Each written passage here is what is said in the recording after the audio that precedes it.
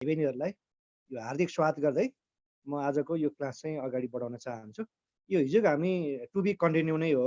हिजो हामी बुद्धको बारेमा भनेको थियौँ र हामी चाहिँ तपाईँ एकदमै टु दी पोइन्टमा मात्रै जान्छौँ है। यो हाम्रो असही लड्ने भाइ बहिनीहरूको जाँच पनि आइसक्यो। तपाईँलाई धेरै पढ्नुभन्दा पनि खास खास कुराहरूमा मात्रै जाँदा राम्रो हुन्छ र म त्यही अनुसारमा चाहिँ जान चाहन्छु। हिजो हामीले बुद्धको कुरा गरेका थियौँ। कहाँनिर थियो हिजो हामी भन्दा बुद्ध र उनको बाबु राजा शुद्धोधन पहिलोचोटि भेट भएको स्थानको नाम के हो भन्दा मैले कुदान भनेको थिएँ है। अनि त्यसपछि बुद्ध चाहिँ 45 वर्षसम्म भारतको विभिन्न ठाउँमा उपदेश दिँदै हिँडे र मैले हिजो तपाईँहरूलाई भनेको थिइनँ, आज चाहिँ भन्छु। बुद्धको उपदेशलाई चाहिँ के भनिन्छ भन्दा धर्म चक्र प्रवर्तन भनिन्छ। जानकारी होस् है भाइ बहिनी। बुद्धले कुन भाषामा उपदेश दिन्थे भन्दा पाली भाषामा, र उनको उपदेशलाई के भनिन्छ भन्दा धर्म चक्र प्रवर्तन भनिन्छ। यो जानकारी होस् है। अनि 45 वर्षसम्म भारतका विभिन्न ठाउँमा होइन उनले उपदेश दिने क्रममा त्यही सन्दर्भमा उनी नेपाल पनि आएका थिए। अब हामीलाई सोध्न सक्छ गौतम बुद्ध नेपालमा कहिले आएका थिए र त्यतिखेर नेपालमा को राजा थिए भनेर सोध्न सक्छ। उनी कहिले आएका थिए भन्दा ईसा पूर्व सुन्नुहोस् है 483मा उनी नेपाल आएका थिए र त्यतिखेर उनी 80 वर्षको बुढेली अवस्थामा थिए र यहाँका राजा को थिए भन्दा 7औं किराँती राजा जितेदासले थिए है। ध्यान दिएर सुन्नुहोस्। हामीलाई सोध्न सक्ने क्वेसन, भगवान गौतम बुद्ध नेपालमा कहिले आए थिए भन्दा ईसा पूर्व 483मा। त्यतिखेर उनी कति वर्षका उमेरका थिए भन्दा 80 वर्षको उनी बुढौली अवस्थामा थिए। अनि यहाँका राजा को थिए भन्दा 7औं किराँती राजा जितेदासले थिए है। र यहाँ नेपाल आएर 1350 जना सुन्नु नै लाई उनले शिष्य बनाएर उनी फेरि भारततिरै फर्के। त्यसपछि फर्किसकेपछि त्यही सन्दर्भमा उपदेश दिने सन्दर्भमा उनले भारतको बिहार राज्यको वैशालीमा उपदेश दिए है। अन्ततः बुद्धले दिएको सबैभन्दा अन्तिम उपदेश दिएको स्थान कुन भने वैशाली। हामीलाई के क्वेसन सोध्छ, बुद्धले सबैभन्दा पछिल्लो पटक उपदेश दिएको स्थानको नाम के भन्दा वैशाली। सबैभन्दा पहिला उपदेश दिएको ठाउँ चाहिँ सारनाथ हिजो हामी भनिसक्यौँ। सबैभन्दा पछिल्लो पटक उपदेश दिएको ठाउँको नाम के रहेछ, वैशाली है। र त्यसपछि वैशालीबाट उपदेश दिने क्रममा उनी कहाँ पुगे भन्दा कुशीनगरमा पुगे। कुशीनगरमा जाँदाखेरि त्यहाँ एकजना उनको एकदम अनन्य उनी शिष्य थिए होइन, अलिक तल्लो वर्ग लोहार वर्गको। र उनले चाहिँ बुद्धलाई चाहिँ के गर्न खोजे भन्दा चाहिँ मेरो घरमा जसरी पनि हजुरको चाहिँ खाना खानु पर्छ भन्ने उनले अडानले। त्यही सन्दर्भमा ऊ यति गरिब थिए तपाईँको तरकारी सरकारी केही रहन्छ होइन, चामल चाहिँ भएको। अन्त तरकारीको लागि उनी चाहिँ वनमा जाँदाखेरि उनी च्याउ पाएछ। अनि त्यसपछि च्याउ ल्याएर तरकारी पकाउँदाखेरि त्यो च्याउ एकदम पोइजनस भयो। त्यही पोइजनस च्याउको कारणले गर्दा गौतम बुद्धको निधन ईसा पूर्व कहिले भयो भन्दा त्यही ईसा पूर्व 483मा कहाँ भयो भन्दा कुशीनगरमा भयो। त्यतिखेर उनी कति वर्षको उमेर थिए, 80 वर्षको। र त्यो दिन तिथि के परेको थियो भन्दा वैशाख शुक्ल पूर्णिमा परेको थियो। भनेको गौतम बुद्धको जन्म ईसा पूर्व 563मा जन्मेका र उनको चाहिँ 80 वर्षको उमेरमा ईसा पूर्व 483मा चाहिँ उनको निधन भयो। तपाईँलाई कति लाग्ला जन्मेको चाहिँ 563, कसरी चाहिँ 483 भयो भन्ने लाग्ला। यो चाहिँ ईसा पूर्व भनेको विप्रकाष्ठ हो कि घट्दै घट्दै घट्दै आउँछ। 563बाट 562 होइन, त्यहाँबाट के 61 60 हुँदै हुँदै हुँदै ईसा पूर्व 483मा गौतम बुद्धको के भयो, निधन भयो। कहाँ भयो, कुशीनगरमा है। र यसरी गौतम बुद्धको निधनलाई के भनिन्छ भनेर भन्नुपर्दा महापरिनिर्वाण भनिन्छ। धेरै पटक सोधेको है, भगवान गौतम बुद्धलाई के भनिन्छ निधनलाई के भनिन्छ, महापरिनिर्वाण भनिन्छ है। र उनले बोलेको अन्तिम वाक्य है, सोध्न त नसोध्नु होला, सायद नसोध्ला। अन्तिम वाक्य चाहिँ उनले चाहिँ अरू भाषामा पनि संस्कृतमा चाहिँ बाट चाहिँ उनी अन्तिम वाक्य बोले होइन। उनले बोलेको चाहिँ के भयो भन्दा चाहिँ तपाईँको संस्कृतमै बोलेर उनको चाहिँ यसरी निधन भयो। ठ्याक्कै त्यो वाक्य चाहिँ बिर्सेँ, मैले भन्दिनँ। जे होस्, गौतम बुद्धको निधन ईसा पूर्व 483मा कुशीनगरमा भयो। कुन चाहिँ दिनमा भन्दा चाहिँ यही वैशाख पूर्णिमाको दिन है। र गौतम बुद्धलाई त्यो दागबत्ती दिने है, अपदीप भव है, मैले बिर्सेँ, अपदीप भव। गौतम बुद्धले बोलेको अन्तिम वाक्य चाहिँ अपदीप भव भनेको त आफै तिमी चाहिँ के बन भन्दा प्रकाश बन भन्ने अर्थमा उनले बोलेको वाक्य चाहिँ त्यही हो। र उनी गौतम बुद्धको महापरिनिर्वाण भइसकेपछि दागबत्ती दिने भिक्षुको नाम के थियो भन्दा महाकश्यप थियो। के थियो, महाकश्यप थियो है।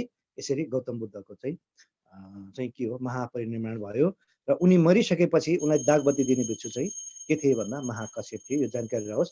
र अब म तपाईँलाई बुद्ध सम्बन्धी विशेष जानकारी भनेर लेख्नु, म केही कुरा तपाईँलाई उनी गर्छु है। बुद्ध सम्बन्धी विशेष जानकारी भनेर लेख्नुहोस्। अब हामीलाई सोध्न सक्छ बुद्धलाई मार्न खोज्ने भिक्षुको नाम के हो भनेर सोध्यो भने लेख्नु देवदत्त भनेर लेख्नुहोस्। बुद्धलाई मारेर खोज्ने भिक्षुको नाम चाहिँ देवदत्त। उनको काकाको छोरा थिए, उनलाई चाहिँ मारेर आफू ठुलो बुद्ध हुन खोजेका थिए कि।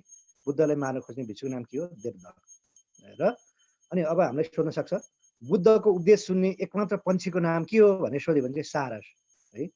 यो बुद्धको उपदेश सुन्ने पन्छीको नाम के भन्दा चाहिँ सारस। र अर्को कुरा बुद्ध मरिसकेपछि बुद्धको तस्बिर अंकित गरेर मुद्रा निकाल्ने विश्वको एकमात्र देश कुन भन्दा सिङ्गापुर। बुद्ध मरिसकेपछि बुद्धको तस्बिर अंकित गरेर मुद्रा निकाल्ने देश कुन भन्दा चाहिँ सिङ्गापुर है। र बुद्धले लगाउने लुगालाई के भन्थ्यो भन्दा चाहिँ चिबर है। बुद्धले लगाउने लुगालाई के भन्थ्यो चिबर। र एउटा जानकारी होस् बुद्धको 32 वटा दाँत थियो र उनको दाँत अहिले पनि उनको बुद्धको रियल दाँत चाहिँ अहिले कहाँ छ भन्दा श्रीलङ्काको केन्डी सहर भन्ने ठाउँमा छ। र त्यो केन्डी सहरमा चाहिँ तपाईँको टेम्पल टुथ भन्ने मन्दिर छ। टेम्पल भनेको मन्दिर हो, टुथ भनेको दाँतको मन्दिर है। यो एउटा जानकारी होस्। र बुद्धले लगाउने लुगालाई चाहिँ के भनिन्थ्यो भन्दा चाहिँ चिबर भनिन्थ्यो है। बुद्धले लगाउने लुगालाई के भनिन्थ्यो भन्दा चाहिँ चिबर भनिन्थ्यो। यो जानकारी होस्। र संसारमा 3 वटा देशको है यो राष्ट्रिय धर्म चाहिँ बुद्धिस्ट छ। कुन कुन भन्दा भुटान है, अनि कम्बोडिया र थाइल्यान्ड है। यी देशको नेसनल धर्म चाहिँ के छ भन्दा चाहिँ नेसनल रिलिजन चाहिँ बुद्ध धर्म छ। यो जानकारी होस्। र बुद्धको सबैभन्दा है एकदमै प्रिय उ चाहिँ चेलो चाहिँ आनन्द हो। तर एकदमै विद्वान उनको प्रिय चेलो त आनन्द, तर एकदमै विद्वान चेलो बुद्ध जत्तिकै एकदमै ज्ञानी एकदम बौद्धिक व्यक्तित्व त दुईजना भिक्षु हुनुहुन्थ्यो। एकजना सारीपुत्र, अर्को चाहिँ मौदगल्यन। यदि तपाईँको संसारमा सबभन्दा धेरै तस्बिर के अरे मूर्ति चाहिँ बुद्धको छ। यदि तपाईँको बुद्धसँग 3 वटा तस्बिर सँगै देख्नु, दुईटा बुद्धसँगै अन्य दुईटा पनि तस्बिर देख्नु सक्नुहुन्छ भने यो दाहिनेपट्टि तर्फ भएको बुद्धको चेलोको नाम चाहिँ सारीपुत्र, देब्रेपट्टिको चाहिँ मौदगल्यन हुन्। सारीपुत्र बुद्धले जति जानेको थियो उले सबै कुरा भन्न सक्ने त्यस्तो ज्ञान क्षमता थियो। अनि मौदगल्यनसँग एकदमै भूत भविष्य बताउन सक्ने यस्तो खालको चाहिँ के थियो मानव थियो है। ल यो त भयो बुद्ध सम्बन्धी विशेष कुरा। अब हामीलाई सोध्न सक्छ बौद्ध धर्मको 4 धाम भन्नाले कुन कुन स्थानलाई बुझाउँछ भनेर सोध्न सक्छ है। बौद्ध धर्मको 4 धाम भन्नाले कुन कुन स्थानलाई बुझाउँछ भन्दा जन्मेको स्थान कहाँ भयो लुम्बिनी भयो। उनले ज्ञान प्राप्त गरेको स्थानको नाम के हो बोधगया भयो। पहिलोचोटि उनले उपदेश दिएको स्थानको नाम के हो सारनाथ भयो। र उनको निधन कहाँ भन्दा कुशीनगर है। भनेको बौद्ध धर्म के अरे बौद्ध धर्मावलम्बीको अथवा बौद्ध मार्गीको 4 धाम भन्नाले कुन कुन स्थानलाई बुझाउँछ भन्दा मैले के भने लुम्बिनी 1 के हो जन्मस्थान, अनि बोधगया 2 के हो ज्ञान प्राप्त गरेको स्थान, सारनाथ 3 के हो पहिलोचोटि उपदेश दिएको स्थान, र उनको निधन भएको महापरिनिर्वाण भएको स्थानको नाम चाहिँ के हो भन्दा चाहिँ कुशीनगर है। यो एउटा कुरा। अनि अर्को यो त मुख्य 4 धाम भइहाल्यो। त्यसपछि यो बौद्ध मार्गीहरूको हामी मन्दिर भनेर चाहिँ बौद्ध मार्गीहरूको चाहिँ के भन्छ भन्दा चाहिँ बिहार भनिन्छ है। संसारका महत्त्वपूर्ण बिहारको बारेमा म तपाईँलाई जानकारी गराउँछु, सुन्नु होला। तक्षशिला बिहार है कहाँ पर्छ थाहा छ कसैलाई? Takshashila Bihar any guesses? श्रीलङ्का हैन, पाकिस्तान। पाकिस्तान। तक्षशिला बिहार पाकिस्तान। नझुक्नु है, धेरै पटक सोधेको छ अथवा जोडा मिलाउनु भने सोध। तक्षशिला बिहार पाकिस्तान। विक्रमशिला बिहार कहाँ? भारत है। तपाईले भनेको छ ताम्रशिला बिहार कहाँ भन्दा चाहिँ श्रीलङ्का। हेर्नुस् है उस्तै उस्तै छ। तक्षशिला बिहार चाहिँ पाकिस्तान, विक्रमशिला भारत हैन, ताम्रशिला श्रीलङ्का, स्वर्णशिला कहाँ पर्छ भन्दा चाहिँ थाइल्यान्ड। अनि त्रिपिटक बिहार कहाँ पर्छ? तिब्बत। अनि स्वयम्भू बिहार कहाँ पर्छ भन्दा चाहिँ यही काठमाडौँमा। यी 5 वटा बिहार चाहिँ एकदम संसार प्रसिद्ध चाहिँ बिहारहरू।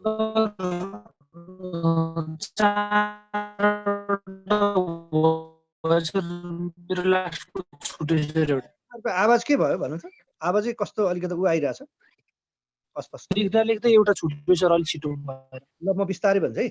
Takshashila Bihar Pakistan, is that correct हो? विक्रमशिला बिहार कहाँ? भारत। अनि ताम्रशिला बिहार कहाँ? श्रीलङ्का। अनि स्वर्णशिला बिहार कहाँ? थाइल्यान्ड। अनि त्रिपिटक बिहार कहाँ?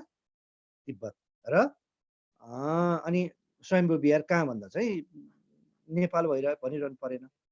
र तपाईँलाई यसै सन्दर्भमा एउटा कुरा भनौँ, नेपालको कुन स्थानलाई दोस्रो लुम्बिनी भनेर चिनिन्छ? ल भन्नुहोस्, which place known as second Lumbini in Nepal? त्यो त Swayambhu. Is not the right answer. ल भन्नु, कसैलाई थाहा छ? नेपालको दोस्रो लुम्बिनी भन्नाले कुन स्थानलाई काक्रे बिहार। बुझाउँछ? के भन्नुभयो? काक्रे के बिहार। भन्नुभयो? यस, एक्ज्याक्टली, काक्रे बिहार। सुर्खेतको काक्रे बिहारलाई नेपालको दोस्रो लुम्बिनी भनेर पनि चिनिन्छ है। र बौद्ध धर्मावलम्बीको झन्डामा 5वटा रङहरू हुन्छ है, 5वटा रङ हुन्छ। त्यो 5वटा रङले के बुझाउँछ भनेर हामीलाई सोध्न पनि सक्छ। जस्तै तपाईँले भन्नुपर्दा कलेजी रङले के बुझाउँछ भन्दा अन्तस्करण भनेको एकदम हृदय के, कलेजी रङले के हो? अन्तस्करण। यसै गरी सेतो रङले के बुझाउँछ? दाँत। अनि निलो रङले के बुझाउँछ? शरीर। अनि रातो रङले के जनाउँछ? बुद्धको रगत। अनि त्यसपछि तपाईँलाई थाहा छ अनि अर्को रङ के रङ बाँकी होला? पहेँलो रङ। पहेँलो रङले चाहिँ अस्थि धातु जनाउँछ है। येल्लो रङले के हो? अस्थि धातु। अस्थि धातु भनेको यस्तो हो कि जुन चाहिँ आगोले जलाउँदा पनि नजल्ने है। लोग्ने मान्छेको चाहिँ यस्तो छाती जल्दैन आगोले जलाउँदा पनि होइन। अनि सस्ती मान्छेको चाहिँ पछाडिको पिठो चाहिँ जल्दैन कि, यसलाई के भन्छ? अस्थि धातु है। भनेपछि बौद्ध धर्मावलम्बीको झन्डामा 5वटा रङ हुनुहुन्छ। त्यसले के जनाउँछ त? रातोले रगत जनायो, सेतोले दाँत जनायो, निलोले शरीर जनायो, कलेजीले के भयो? अन्तस्करण हृदय जनायो र पहेँलोले के जनायो भन्दा चाहिँ अस्थि धातु। मैले भने अस्थि धातु भनेको आगोले जलाउँदा पनि नजल्ने जुन चाहिँ भाग हो नि, त्यसलाई अस्थि धातु भनिन्छ। लोग्ने मान्छेको यो अगाडिको छातीको भाग जल्दैन, स्वास्नी मान्छेको पिठोको जल्दैन है। र यो कुरा जानकारी रहोस्। र एउटा जानकारी रहोस्, सन् 2000 देखि चाहिँ यो युएनओले पनि के गर्न थालेको छ भनेर भन्नुपर्दा यो वैशाख डे भनेर चाहिँ मनाउन थालेको छ। यो जानकारी रहोस्। र सबैभन्दा महत्त्वपूर्ण कुरा चाहिँ इन्डियाले चाहिँ पहिला चाहिँ बुद्ध चाहिँ हाम्रो देशमा जन्मेको भनेर धेरैचोटि धेरै ठाउँमा भन्यो बुद्धवास बनिने नेपाल भनेर।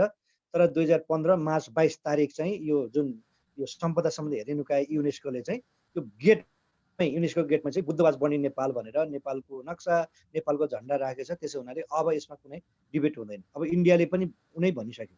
र सबैभन्दा महत्त्वपूर्ण त अगर बुद्ध नेपालमै जन्मिएको हो भन्नेको सबैभन्दा मुख्य आधार त अझ के हो भन्दा यो सम्राट अशोकको जुन अशोक स्तम्भमा बकाइदा लेखा छ पाली भाषामा, बुद्धको जन्म चाहिँ लुम्बिनी है। र तपाईँलाई अहिले मैले भनिहालेँ, हामी एकदम टु दी पोइन्टमा मात्रै जान्छौँ। हामीलाई खास चाहिँ तपाईँको यो धर्म संस्कृति चाहिँ यो धर्म अन्तर्गत चाहिँ हामीलाई यो बौद्ध धर्म र हिन्दू धर्मको बारे बढी सोध्छ। अब म चाहिँ हिन्दू धर्मतिर अब गएँ है त। हिन्दू धर्म सुन्नुहोस्, हिन्दू धर्मको महत्त्वपूर्ण सुन्नुहोस् है, हिन्दू धर्मको महत्त्वपूर्ण उहरू ग्रन्थ भन्नाले रामायण, महाभारत र वेद, यी 4 चाहिँ महत्त्वपूर्ण चाहिँ ग्रन्थ हुन् है। रामायणको बारेमा तपाईँलाई जानकारी गराउँछु। भन्नुहोस् त, रामायण भनेको संसारकै पहिलो महाकाव्य हो है, काव्य हो भनौँ। ल भन्नु, रामायणका लेखक को होला? त्यो वाल्मीकि। रामायणको लेखक हो वाल्मीकि है। र वाल्मीकिको अर्थ हो, सुन्नुहोस् है, वाल्मीकिको अर्थ के हो? धमिरा है। यो मान्छे एकदम चोर फटा डाँगा हो। वाल्मीकिको वास्तविक नाम के हो थाहा छ कसैलाई? राम भन्दा पनि नभन्ने, मरा भन्ने। यस्तो चोर फटा डाँगा कि अरू सबै मान्छेलाई मारेर लुटेर पिटेर होइन चुटेर अनि बल्ल उनी गर्ने आफ्नो डनै जस्तो है। अनि त्यसपछि नारद ऋषिको सङ्गति गर्दा वाल्मीकि के भयो भन्नु होला भने यस्तो किसिमको सुध्रियो कि अन्ततः उनले संसारकै पहिलो के लेखे? काव्य रामायण लेखे है। भनेपछि हाम्रो महत्त्वपूर्ण हिन्दूहरूको ग्रन्थमा रामायण हो। मैले भने संसारकै पहिलो यो काव्य अन्तर्गत पर्छ रामायण है। लेखक को रहेछ? वाल्मीकि। र वाल्मीकिको रियल नाम चाहिँ रत्नाकर हो, रत्नाकर होइन। र वाल्मीकि अर्थात् धमिरा भनेको शरीरमा धमिरा लागुन्जेल चाहिँ उसले तपस्या गरेको हुनाले ऊ चाहिँ रत्नाकरबाट के भयो? वाल्मीकि भयो। र रामायणमा चाहिँ कतिवटा काण्ड छ भन्दा रामायणको प्रत्येक अध्याय च्याप्टरलाई के भन्छ? काण्ड भनिन्छ है। कतिवटा काण्ड छ? 7वटा काण्ड छ। कतिवटा काण्ड छ? 7वटा काण्ड छ। ल भन्नुहोस्, पहिलो काण्ड बाल काण्ड हो भने अन्तिम काण्ड किन होला रामायणको? उत्तरकाण्ड हो। अन्तिम काण्ड के रहेछ? उत्तराकाण्ड। पहिलो काण्ड बालकाण्ड, अन्तिम काण्ड चाहिँ उत्तराकाण्ड है। यो त तपाईँले बुझ्नुभयो।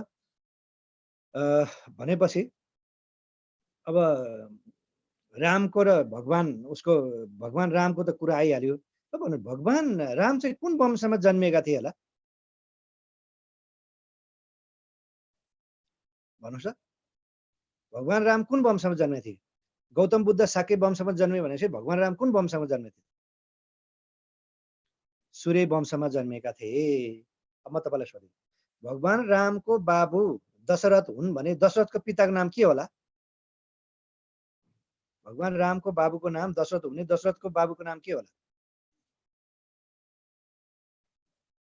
के होला? अज। दशरथको पिताको नाम के हो? अज। है। अब भन्नुहोस् त, भगवान राम र सीताको बिहे चाहिँ कुन काण्डमा भएको थियो होला? जस्तो काण्डको कुरा गर्दा किष्किन्धा काण्ड, सुन्दर काण्ड, होइन, बालकाण्ड, अयोध्या काण्ड, अरण्य काण्ड। ल भन्नुहोस्, भगवान राम र सीताको बिहे कुन चाहिँ काण्डमा भएको थियो? मैले भने काण्ड भनेको च्याप्टर हो। कसैले भन्न सक्नुहुन्छ? मैले भने नि, बालकाण्ड, सुन्दरकाण्ड, अयोध्या काण्ड, अरण्य काण्ड, होइन, किष्किन्धा काण्ड।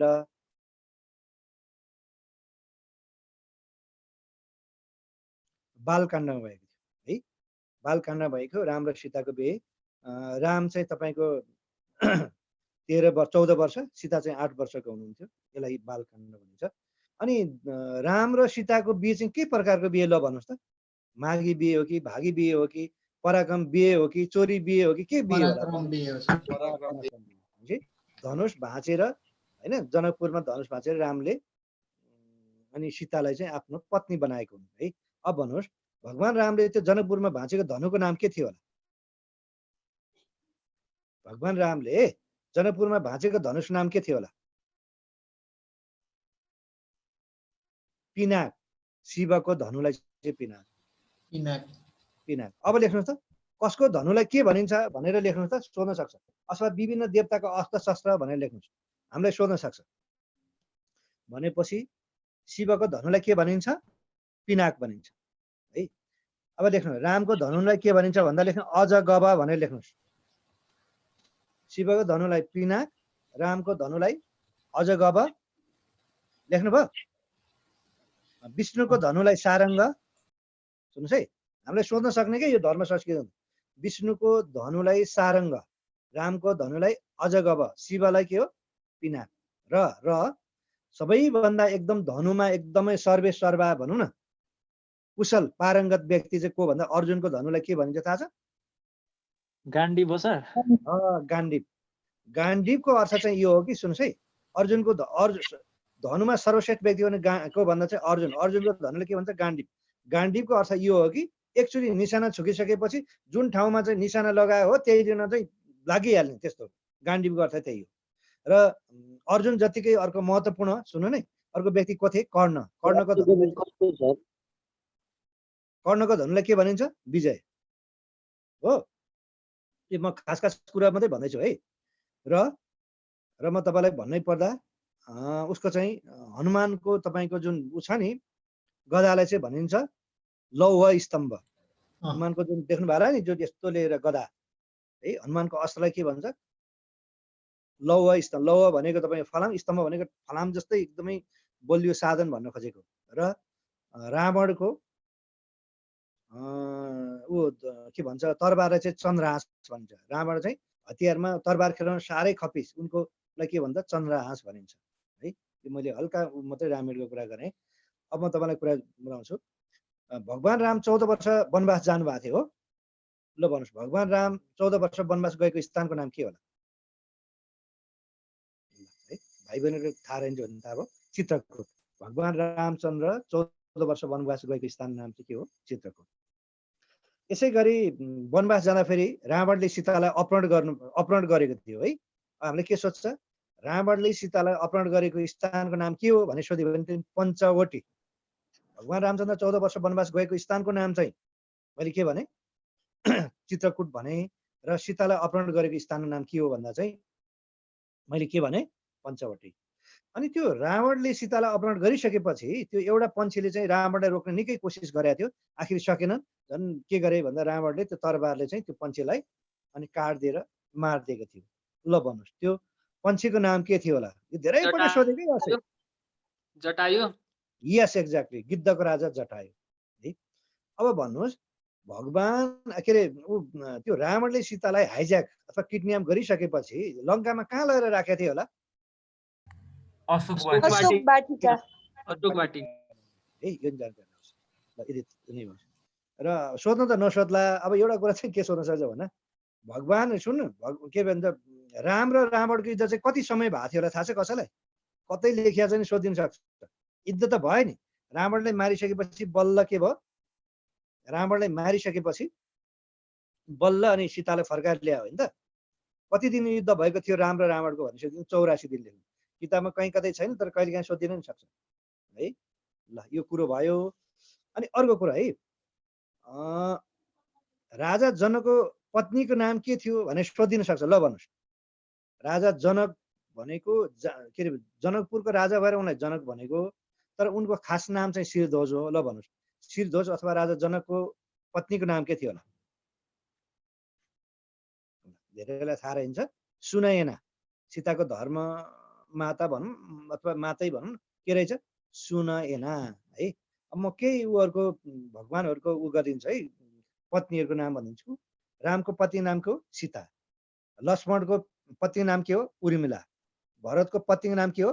माण्डवी, अनि शत्रुघ्नको पत्नीको नाम चाहिँ के हो? सुरकीर्ति। म फेरि भनिदिन्छु है, जनकको सुनयना है, अनि रावणको पत्नीको नाम चाहिँ मन्दोदरी, रामको Sita, लक्ष्मणको Urmila, भरतको Mandavi, शत्रुघ्नको सुरकीर्ति।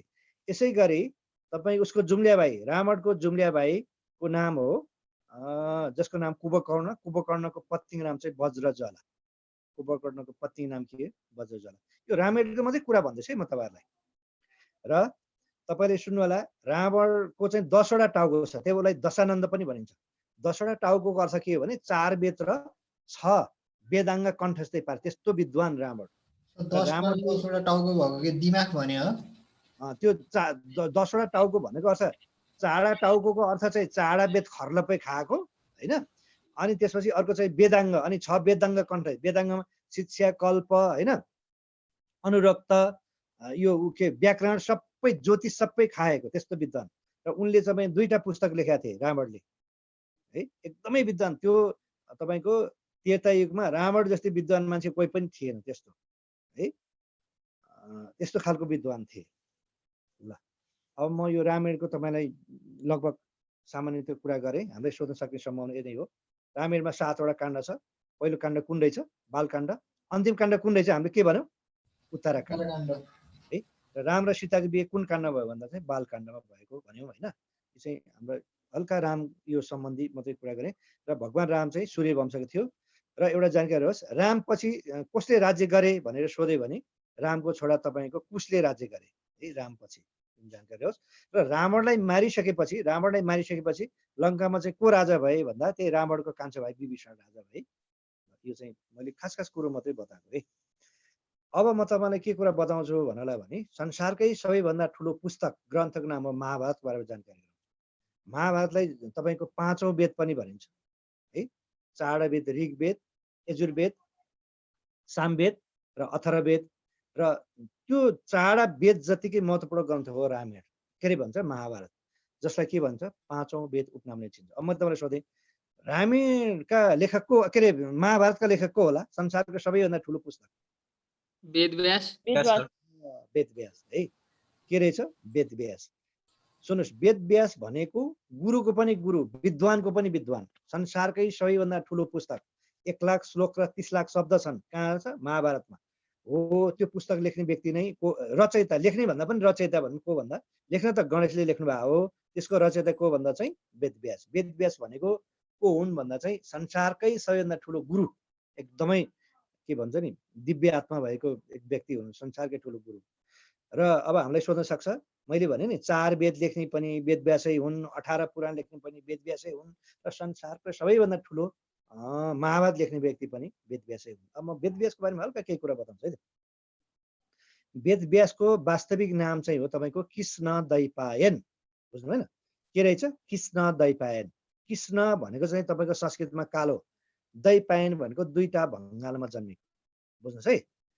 What is a real name of Vedvyas भनेर सोध्यो भने कृष्ण दैपायन। कृष्णको अर्थ चाहिँ कालो, दैपायनको अर्थ चाहिँ दुईटा भङ्गालमा जन्मिएको है।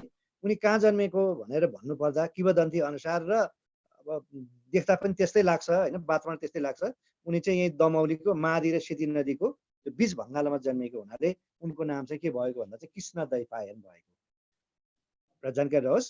उनको पिताको नाम के हो भन्दा चाहिँ तपाईँको पराशर ऋषि, ठुलो विद्वान, र उनको माताको नाम चाहिँ के हो भन्दा मत्स्यगन्धा भनेको माझीको छोरी है। अब कसरी जन्म हुनु पुग्यो त्यहाँ भन्दा म हल्का एक लाइन भन्छु। के भएछ भन्नु होला भने त्यो मादी र सेतीमा एउटा बुढो माझी थियो। एक दिन त सँगै बस्के परेछ भने त्यो माझीको चाहिँ घरमा पूजाआजा भएर बस्नुपर्ने भएछ। उनको छोरी चाहिँ एकदमै झन्डै भनौँ न 20-25 वर्षको एकदमै तरुणी उसको छोरी थिइन्। अनि उसले के भने आज चाहिँ म कुनै पुरेता आउँछ, म घरमै बस्छु, मेरो सट्टा चाहिँ तैँले चाहिँ काम गरेस् भनेर छोरीलाई हराएछ। त्यही सन्दर्भमा पराशर ऋषि चाहिँ पारी तर्न जाँदै थिए। अनि यसो देखेनन्। अनि नदी फर्कनै लाग्दा चाहिँ त्यो जुन मत्स्यगन्धाले माझीको छोरीले बाजे बाजे यता आउनुहोस्, म पारी तारिदिन्छु, मेरो पिताजी चाहिँ यसो यसो कामले चाहिँ घरमा बस्नु भएको छ भन्यो। त्यसपछि त्यही मत्स्यगन्धाले पराशर ऋषिलाई त्यो मादी र सेतीको नदीमा पारी तार्दै जाँदा चाहिँ पराशर ऋषिलाई त यस्तो खालको बीच भङ्गालमा पुगेपछि भएछ कि साह्रै 16 वर्ष यो उनी देखेछ कि त्यस्तो खालको इमेजिङ भएछ कुनै अप्सरा जस्तो। अन्तत अनि यसैबाट नै उनले चाहिँ कुइलो उत्पन्न गरेर अनि के भयो भन्दा अनि वेदव्यास जन्मेको। त्यही भएर उनको पिताको नाम चाहिँ के हो भने पराशर ऋषि, माताको नाम चाहिँ मत्स्यगन्धा। कसको? वेदव्यास। वेदव्यास भनेको गुरुको नै गुरु, महाभारत लेख्ने रचयिता पनि उनै हुन्, 18 पुराण लेख्ने पनि उनै हुन्, 4 वेदको रचयिता पनि उनै हुन् है। यो कुरा बुझ्नुभयो। अब म तपाईँलाई महाभारततिर लान्छु। संसारकै सबैभन्दा ठुलो ग्रन्थ के हो? महाभारत हो, जसलाई के पनि भनिन्छ, 5औं वेद पनि भनिन्छ। र यसका रचयिता को भन्दा चाहिँ मैले अहिले भनिसकेँ, वाल्मीकि के अरे वेदव्यास, लेख्न चाहिँ गणेशले लेखेको हुन्। र यसमा चाहिँ 18वटा पर्व छ। पर्व भनेको च्याप्टर, जस्तो रामायणको प्रत्येक च्याप्टरलाई तपाईँको काण्ड भने जस्तै महाभारतको पर्व भनिन्छ। सबैभन्दा पहिलो पर्व चाहिँ आदि पर्व हो। सबभन्दा एकदमै 18औं पर्व चाहिँ के भन्दा स्वर्ग आरोहण है। यो जानकारी रहोस्। र वास्तवमा चाहिँ यो के हो भनेर भने यो महाभारत भनेको चाहिँ वास्तवमा चाहिँ धर्म र अधर्म बीचको चाहिँ युद्ध। महाभारत भने ठुलो युद्ध भन्छु क्या, ग्रेट वार भन्नु। यो भनेको चाहिँ धर्म र अधर्म बीचको युद्ध भएको हो। र युद्ध कहाँ भएको थियो भन्दा कुरुक्षेत्रमा भएको थियो। महाभारतको युद्ध कहाँ भएको थियो? कुरुक्षेत्रमा। अनि कति दिन युद्ध भएको थियो भन्दा 18 दिनसम्म युद्ध भएको थियो है। अहिले त्यो कुरुक्षेत्र भन्ने अहिले स्थान चाहिँ तपाईँको भारतको हरियाणा राज्यमा पर्छ है। धर्मको पक्ष चाहिँ पाण्डवले ल्याएको थियो, कौरवको पक्ष चाहिँ कौरवले ल्याएको थियो है। 18 दिनसम्म युद्ध भयो हो। यतिसम्म कि संसारभरिका सम्पूर्ण योद्धाहरूले सबैले त्यो युद्धमा चाहिँ भाग लिएका थिए। र जानकारी रहोस् 18 लाख मानिसले भाग लिएको थियो। एक अक्षौणी बराबर 1 लाख हुन्छ, त्यो भएर 18 अक्षौणी सेनाले भाग लिएको थियो भनिन्छ। जस्तो कौरवको पक्षमा चाहिँ तपाईँको 12 अक्षौणी 12 लाख होइन, पाण्डवको पक्ष चाहिँ तपाईँको कति 6 लाख। यस्तै 18 दिनको युद्ध भयो। अन्तत के भयो भन्दा सत्यको जितै भयो। अब हामीले सोध्न सक्छ त्यो महाभारत कति दिनसम्म भएको थियो? 18 दिन भएको थियो। कहाँ भएको थियो? कुरुक्षेत्रमा। अब हामीलाई सोध्न सक्छ महाभारतको युद्धपछि जम्मा कतिजना बाँचे भनेर सोध्छ। कसैलाई थाहा छ? ल भन्नु त। सबै 18 लाखको जमानाको कतिजना बाँचे ल भन्नु जम्मा? महाभारत युद्धपछि कतिजना? 5 होइन। ल भन्नुहोस्। हामीलाई सोध्छ महाभारत युद्धपछि जम्मा कतिजना बाँचे भन्दा 11 जना बाँचे। कौरव पक्ष 7 जना, के अरे पाण्डव पक्ष 7 जना भनेको पञ्च पाण्डव 5 जना भइगयो। सीता के अरे कृष्णले 6 जना, द्रौपदी 7 जना है। अनि उता चाहिँ कौरव पक्ष 4 जना, कौरव पक्ष 4 जना। अब को भनेको सोध्दैन, तपाईँ सुन्नु। भीष्म पितामह भनेको इच्छा मृत्यु प्राप्त गर्ने व्यक्ति है। अश्वत्थामा भने कहिले पनि नमर्ने भयो। भीष्म पितामह, अश्वत्थामा, कृतवर्मा र कृपाचार्य, यति गरेर यता 4 जना यता 6 जना। यसरी कतिजना बाँचे थिए भन्दा 11 जना बाँचेका थिए हो। कति दिनसम्म युद्ध भएको थियो? 18 दिनसम्म युद्ध भएको थियो। अनि श्रीमद् भागवत गीता भनी सुन्नुभयो। श्रीमद् भागवत गीता भनेको यति महत्त्वपूर्ण ग्रन्थ हो हिन्दू ग्रन्थमा है। 18 पुराण एकातिर, श्रीमद् भागवत गीता एकातिर राख्दा पनि अझ 18 पुराण भन्दा पनि श्रीमद् भागवत गीता त्यति वेटेड देखिन्छ है। त्यो श्रीमद् भागवत गीता भनेको महाभारतको युद्धमा अर्जुन चाहिँ लडाइँ गर्न मानेनन् आफ्नो काका होइन भाइ भतिसँग। अनि अन्तत कृष्णले चाहिँ सम्झाएको छ कि अर्थी उपदेश दिएछ, त्यही नै हो वास्तवमा श्रीमद् भागवत गीता। अब हामीलाई सोध्न सक्छ कति पर्व छ महाभारत भन्दा? 18 पर्व छ भन्थे। कुन पर्वमा चाहिँ श्रीमद् भागवत गीता चाहिँ रचना गरेको हो भने सोध्यो भने कुन होला भन्नु त? श्रीमद् भागवत गीता महाभारतको कुन पर्वमा उल्लेखित छ? 18 होइन, पर्वको नाम भनौँ न। 17औं भन्दा पनि सुन्नुहोस्, पर्व पहिलो पर्व सुन्नुहोस्, पहिलो पर्व भीष्म। आदि पर्व, अन्तिम पर्व चाहिँ स्वर्गारोहण है। भीष्म पर्वमा है श्रीमद् भागवत गीता भनेको हिन्दूहरूको सबैभन्दा एकदमै महत्त्वपूर्ण ग्रन्थ हो। सबै सार तत्त्व त्यो गीता त सुन्नु होला नि, त्यो चाहिँ भीष्म पर्वमा चाहिँ उल्लेख छ। 18 वटा पर्व छ, पहिलो आदि पर्व, अन्तिम चाहिँ स्वर्गारोहण। यो 6औं पर्वतिर पर्दछ भीष्म पर्व, त्यो पर्व अन्तर्गत चाहिँ हो है। जानकारी रहोस् महाभारत। अब महाभारत भनिसकेपछि भगवान यो कृष्णकै लीला हो। अब कृष्णको कुरो आइहाल्छ। ल भन्नुहोस्, भगवान कृष्णलाई जन्म दिने माता र पिताको नाम के होला? भगवान कृष्णलाई जन्म दिने माता र पिताको नाम के हो? देवकी र वासुदेव। देवकी र वासुदेव है, जन्म दिने माता र पिता। ल भन्नु, उनलाई चाहिँ पालन पोषण गर्ने, कर्म दिने माता पिता चाहिँ को होला? यशोधरा यशोधरा। यशोदा। दुईपल्ट सोचेर बोल्नुहोस् है, प्याचो प्याचो नबोलेर। जाँचमा पनि टिक लाउनु होला, क लाउनु ढाक खलाइदियो भने त गइगयो त फेरि। ल भन्नुहोस्, अब यो त तपाईँको बुद्धको माता पिताको नाम पो भन्न थाल्नुभयो त तपाईँहरूले। मैले के भने तपाईँलाई हो, यही हामीलाई कन्फ्युज हुनु भयो। त्यही भएर तपाईँको सबैभन्दा क्वेसन इज भेरी इम्पोर्टेन्ट। क्वेसनले के एस्पेक्ट गरेको छ त्यही छ जवाब। ल भन्नु, भगवान कृष्णलाई हुर्काउने, बढाउने अथवा कर्म दिने, जन्म दिने त उनै भइगयो, किनभने कंसले मार्थ्यो। ल भन्नुहोस् त। यशोधरा के हो? नन्दलाल। कन्फ्युज भयो। अब सुन्नु, अब म कन्फ्युज दूर गरिदिन्छु। नन्दा बाबा र यशोदा। यशोधरा होइन, यशोदा। सुन्न त सुनवार र सुनवार उस्तै देखिन्छ होइन, सुनवार र सुनवार उस्तै सुनिन्छ, फरक छ नि होइन र? भनेको नन्दा बाबा र यशोदा है। बुझ्नु है, बुझ्नु भएन? अब हाम्रो कृष्णको बारेमा धेरै कुरा हामीलाई सोध्न सक्छ। ल भन्नुहोस्, कृष्ण चाहिँ कुन वंशका थिए होला है? हामीले राम चाहिँ सूर्य वंशका थिए भने जस्तै भगवान कृष्ण कुन वंशका थिए होला? के वंश भन्नुभयो? यदु वंशका। कुन वंशका थिए? यदु वंशका है, यदु वंशका थिए। भगवान कृष्ण को शङ्खको नाम के भनेर सोध्छ, कसैलाई थाहा छ? धेरैपल्ट सोधेको है यो क्वेसन। यस एक्ज्याक्टली, के रहेछ? पाञ्चजन्य। अनि भगवान कृष्णले जहिले पनि तपाईँको 5 प्रकारको फुलको माला लगाउनुहुन्थ्यो, जसमा तपाईँ जाई, जुई, बेली, मान्दा र चुवा भन्छ कि 5 प्रकारको फुलको माला लगाउनुहुन्थ्यो भगवान कृष्णले जहिले पनि। उक्त मालालाई के भनिन्छ भनेर धेरै पटक सोधिएको छ। के होला यानी गेसेस? वैजयन्ती। यस, वैजयन्ती माला। भगवान कृष्णले पहिरने जुन 5 प्रकारको फुलको मालालाई वैजयन्ती माला भनिन्छ। उनले बजाउने शङ्खलाई के भन्यो? पाञ्चजन्य। जस्तै यदा यदा धर्म चाहिँ भने सुन्नु होला नि। अनि भगवान कृष्णको पत्नी चाहिँ 16,108 वटा। उनको प्रियतमा भनौँ न चाहिँ को? राधा भन्ने सबैलाई थाहा छ। ल भन्नु, भगवान कृष्णको आधिकारिक पत्नी चाहिँ को त खास? रुक्मिणी। भए पनि मेन चाहिँ सबैभन्दा जेठी पत्नी चाहिँ आधिकारिक पत्नी हो के, वैधता भनौँ, लिगल पत्नी को होला यानी गेसेस? यस, रुक्मणी। भगवान की रुक्मणी भनेको साक्षात चाहिँ लक्ष्मी नै हुन्, रुक्मणी हो। उनको पत्नी चाहिँ 16,108 वटा। तर खास पत्नी चाहिँ 3 जना मान्छन्। रुक्मणी भइहाल्यो, माइली, सत्यभामा, अश्वत्थामा राम्रो, अर्को चाहिँ जाम्बवती भन्छन्। अरू पनि अब पत्नीकै दर्जा नै हो है। अब जाँचमा चाहिँ हामीलाई के सोधेको छ भन्दा भगवान कृष्णको छोराको नाम भनेको उत्तराधिकारी के। ल भन्नु, भगवान कृष्णको छोराको नाम चाहिँ के होला? यो शाखा अधिकारी लगायत अरूमा नि सोधेको छ। भनेको भगवान कृष्ण पछि जुन उत्तराधिकारी भन्छ नि, ल भन्नु, भगवान कृष्णको छोराको नाम के होला? प्रद्युम्न है। भगवान कृष्णको छोराको नाम के रहेछ? प्रद्युम्न है। अनि सर साम्बा भने चाहिँ को हो? हजुर, साम्बा। साम्बा मैले भनेर सत्यभामा भनेको थिएँ। उनको खास पत्नी चाहिँ के अरे भन्छ रुक्मिणी, सत्यभामा र जाम्बवती भनेको थिएँ। पत्नी त अरू पनि थिए। छोराको उमै छ के अरे प्रद्युम्न के अरे उ र अनि साम्बा छ के। ल साम्बा भनेपछि उसको तपाईँ आधिकारिक छोरा भने चाहिँ उत्तराधिकारी चाहिँ उनै हो के अरे प्रद्युम्नै हो, छोरै होला तर कृष्ण पछि त्यो जुन चाहिँ उसमा उसमा चाहिँ को भयो भन्दा चाहिँ मथुरामा उनै राजा भएको भन्दा चाहिँ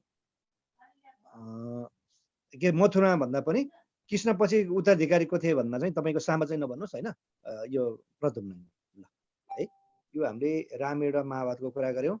यो यसको महाभारतको खास रचयिता को रहेछ भन्दा हामीले को भन्यौँ, वेदव्यास भन्यौँ होइन। वेदव्यासको वास्तवमा के रहेछ, कृष्ण द्वैपायन है। यो कुरा सबै कुरा उल्लेख गर्नुभयो। अब म तपाईँलाई कहाँ लान्छु भन्दा अब वेद लान्छु है, जसले जे भने पनि संसारको सबैभन्दा महत्त्वपूर्ण ग्रन्थ भनेको वेद। यो जति पनि तपाईँको अन्यको उहरू छ नि धर्म ग्रन्थ, जस्तो यो मुस्लिमहरूको कुरान होइन, अनि क्रिस्चियनहरूको बाइबल होइन, लगायत हरेक धर्मको वास्तविकमा रिसोर्स चाहिँ के हो भन्दा चाहिँ वेदै हो है। वेदको अर्थ हो तपाईँको सेक्रेट नलेज, गोप्य ज्ञान के सेक्रेट नलेज अथवा जान्नु भन्ने पनि हुन्छ है। अब भन्नुहोस् न वेद कतिवटा छ होला, ल भन्नुहोस् त। मैले भने नि सबै कुरा यो कोरोनाको बारेमा वेदमै उल्लेख छ, हर कुरा सबै कुरा जम्मै वेदमा उल्लेख छ। सबै त्यो हामीले खोजी गर्ने जम्मै कुरा त्यही नै लेखेको छ। अब भन्नुहोस् वेद चाहिँ कतिवटा छ होला, ल भन्नुहोस् है। वेद कतिवटा छ, 4वटा छन्। अब हामीले चाहिँ क्रमशः लेख्नुहोस् भनेर सोध्न सक्छ। र सबैभन्दा ठुलो र पहिलो वेद हो ऋग्वेद। पहिला चाहिँ एउटा मात्रै थियो वेद, पछि चाहिँ के भयो भने अनि वेदव्यासले त्यो उता सृष्टि त के भन्छ रचना त गर्नुभयो वेद, पछि पढ्न एकदम भास्ट भयो के, अनि एकदम भेग भयो, भास्ट भयो। अनि त्यो सरलीकरण गर्नको लागि चाहिँ अनि यो कृष्ण द्वैपायनले यसलाई चाहिँ 3 टुक्रामा विभाजित गरेर 4वटा भयो। त्यसपछि उहाँको नाम के भन्दा वेदव्यास भयो है। भनेको त्यो वेदलाई चाहिँ के गर्नुभयो, टुक्राइदिनु भएपछि बल्ल कृष्ण द्वैपायनको नाम के हो, वेदव्यास भयो। कतिवटा चाहिँ वेद, 4वटा। र सबैभन्दा पहिलो वेद चाहिँ कुन भन्दा ऋग्वेद हो है। ऋग्वेदको बारेमा तपाईँलाई म जानकारी गराउँछु, धेरै पटक सोधेछ। ऋग्वेदमा के छ भन्दा तपाईँको संसारको सबैभन्दा पहिलो वेद ऋग्वेद हो, सबैभन्दा ठुलो वेद पनि ऋग्वेद। अब के छ त ऋग्वेदमा भन्दा तपाईँको हर भगवानहरूको तपाईँको स्तुति गान गरेको छ, देवीहरूको स्तुति गान गरेको छ है। वेदमा मन्त्रै मन्त्र छ। र चाहिँ तपाईँको संस्कृतमा चाहिँ मन्त्रहरूको समूहलाई ऋचा भन्छ। 10,504वटा मन्त्र छन् उसमा ऋग्वेदमा है। के छ, मन्त्रै मन्त्र छ, स्तुति गान छ के भगवानहरूको है। 10,504वटा चाहिँ के छ, मन्त्र छन्। ती 10,504वटा मन्त्र मध्ये पनि ऋग्वेदमा सबैभन्दा महत्त्वपूर्ण मन्त्र के हो भने गायत्री मन्त्र। यो जति भाइ भन्नु न बिहान मात्रै यो उच्चारण गर्नुपर्छ भन्छन् के है। यो 10,504वटा मन्त्र मध्येमा सबैभन्दा महत्त्वपूर्ण मन्त्र के रहेछ, गायत्री मन्त्र। हामीलाई के छ, गायत्री मन्त्र कुन वेदमा उल्लेखित रहेको छ भने सोधे कुन रहेछ, ऋग्वेदमा है। अब सुन्नुहोस्, गायत्री मन्त्रमा सबैभन्दा बढी कुन भगवानको प्रशंसा गरिएको छ, सूर्य भगवान, सूर्य भगवान। अनि कुन चाहिँ नदीको सबैभन्दा बढी चर्चा गरिएको छ गायत्री मन्त्रमा, सरस्वती। सरस्वती। तपाईँले एकचोटि पढाए जस्तो लाग्छ क्यारेक्टर भाइ गुनेर। अब म तपाईँलाई बताउँछु यो गायत्री मन्त्रमा चाहिँ कतिवटा अक्षरहरू छन् होला, एनी गेसेस? एउटा अक्षर छ त साइलेन्स पनि छ। गायत्री मन्त्रमा कतिवटा अक्षर छन्? गायत्री मन्त्रमा कुन वेद पर्छ भन्दा हामीले ऋग्वेद भन्यौँ है। 11वटा सर। 11वटा चाहिँ होइन, 24वटा सर के 24वटा है।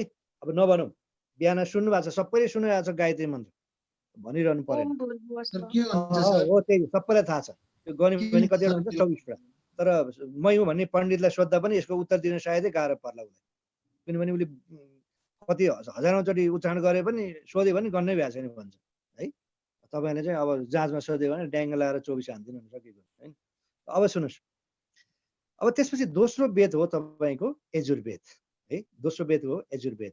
यजुर्वेदमा के छ भन्दा तपाईँ यज्ञ यज्ञादिहरूको कुरा चाहिँ उल्लेख गरेको छ कि यज्ञ यज्ञादिको होम आदि इत्यादि है। अब म तपाईँलाई भन्नु है, यो पण्डितले त्यो होम गर्दा चलाउने त्यो काठको साधनलाई के भनिन्छ होला? तपाईँले होम गरेर त देख्नु भयो होला नि, चरु सर, चरु। के भन्नुभयो? चरु। अनि त्यो अन्नलाई चाहिँ के भनिन्छ नि, त्यो होम गर्दा चलाइने अन्नलाई चाहिँ के भनिन्छ? सुरो। अनि मैले सोचेको यहाँ त तपाईँलाई त खाना खानुभयो भनेको मजाले सुतिरहेको छु जस्तो आन्सर भइगयो। हो अब भन्नु पर्यो के सकिएन त हो, हामी चिप्लिने भने नि यही काँडे हो। तपाईँहरू जुन छ नि तपाईँ भनेको कन्फर्म छैन हुनुहुन्न भन्ने बुझिन्छ। त्यो पण्डितले होम गर्दा चलाउने साधनलाई सुरो भनिन्छ, त्यो अन्नलाई के भन्छ चरु भन्छ। यो हो नि त कायदा है। ल र र र एउटा कुरा है, र यो 4 जाति छ नि ब्राह्मण क्षेत्री वैश्य शूद्र हो, यो जातिको उत्पत्ति पनि यही वेदबाट भएको हो। कुन वेदबाट भन्दा यही यजुर्वेदबाट भएको। एकपल्ट सोधेन यो क्वेसन लोकसेवाले, ब्राह्मण क्षेत्री वैश्य शूद्र कुन वेदबाट के अरे कुन वेदमा उल्लेखित रहेको छ भन्दा यही यजुर्वेदमा रहेको छ भनिन्छ। बर्माले सृष्टि गर्दा तपाईँको मुखबाट चाहिँ ब्राह्मण जन्मियो रे होइन, पाखुराबाट चाहिँ क्षेत्री जन्मियो रे होइन, अनि यो जाङबाट चाहिँ तपाईँको वैश्य जन्मियो रे, अनि तपाईँको पाउ खुट्टाबाट शूद्र जन्मियो रे भन्ने यो खालको चाहिँ उल्लेखित छ। यो जानकारी होस् है। ल त्यसपछि अर्को वेद हो, तेस्रो वेद हो तपाईँको के हो सामवेद। सामवेदमा के कुरा उल्लेख छ भन्दा सङ्गीतको उत्पत्ति भएको है। सामवेदमा चाहिँ सङ्गीतको उत्पत्ति भएको र सबैभन्दा सानो वेद चाहिँ कुन वेद हो भन्दा चाहिँ सामवेद हो है। र अब आयो सबैभन्दा कान्छो वेद चाहिँ कुन भन्दा अथर्ववेद है। सबैभन्दा कान्छो वेद के छ अथर्ववेद। र अथर्ववेद सुन्नुहोस्, अथर्ववेदमा चाहिँ के कुरा उल्लेख छ भन्दा यो चाहिँ वास्तुशास्त्रको उत्पत्ति चाहिँ अथर्ववेदबाट भएको म भन्छु है। सबैभन्दा पहिलो वेद कुन रहेछ ऋग्वेद, सबभन्दा कान्छो वेद कुन हो अथर्ववेद, अनि त्यसपछि दोस्रो वेद कुन हो यजुर्वेद। यजुर्वेदले के गर्यो जात जातिको विभाजन गर्यो। अनि सङ्गीतको उत्पत्ति कुन वेदबाट भएको सामवेदबाट। अनि सबभन्दा कान्छो वेद कुन हो अथर्ववेद, र अथर्ववेदलाई चाहिँ ब्रह्मवेद पनि भनिन्छ। अथर्ववेदलाई के भनिन्छ ब्रह्मवेद पनि भनिन्छ। यो जानकारी रहोस्। र तपाईँलाई भन्नै पर्दा है यो टुना मुना जादु टुना मुना सुन्नु भएको छ नि हो, यो उत्पत्ति पनि यही अथर्ववेदबाट भएको। हामीलाई सोध्न सक्छ टुना मुना जादु मन्त्र कुन वेदबाट उत्पत्ति भएको भनेर सोध्यो भने अथर्ववेद। अथर्व भनेको अर्थ सम्बन्धी भयो। ल यो कुरा चाहिँ बुझ्नुभयो। वेद कतिवटा रहेछन् भन्दा 4वटा रहेछ क्रमशः भन्दा ऋग्वेद, त्यसपछि यजुर्वेद, सामवेद र अर्को अथर्ववेद है। ल भन्नुहोस् उपवेद चाहिँ कतिवटा छन् होला? वेद चाहिँ 4वटा भने जस्तै उपवेद कतिवटा होला एनी गेसेस? 16 भनेर भन्न मिल्दैन। 18 यस्तो भन्दै गयो भने त भन्न सक्नुहुन्छ। ल भन्नुहोस् वेद 4वटा छ भने उपवेद कति? तपाईँ त उपनिषद कतिवटा छ भने सोध्नु भयो होला। उपनिषद 13वटा हो। सुन्नुहोस् वेद पनि 4वटा उपवेद पनि 4वटा भनेपछि तपाईँले सुन्नु भएको छ मैले भने नि खास वेद भनेको ऋग्वेद, यजुर्वेद, सामवेद र अथर्ववेद भने। अनि उपवेदहरू कुनै पनि सुन्नु भएको छ नि तपाईँहरूले? योगा यो के भन्छ पतञ्जलि यो पर्छ सुन्नु भयो कि हलुवा वेद र वेद मात्रै सुन्नु भएको छ? त्यो पनि होइन है। ल अब सुन्नुहोस् ध्यान दिएर सुन्नुहोस्। अब तपाईँलाई थाहा छैन भने थाहा भइहाल्यो। ल सुन्नु ऋग्वेदको उपवेदको नाम चाहिँ के हो भनेर भन्नुपर्दा तपाईँको आयुर्वेद हो। ऋग्वेदको उपवेद के रहेछ आयुर्वेद। आयुर्वेद भने के रहेछ मेडिसिन के औषधि शास्त्र जसको जन्मदाता हो धन्वन्तरी।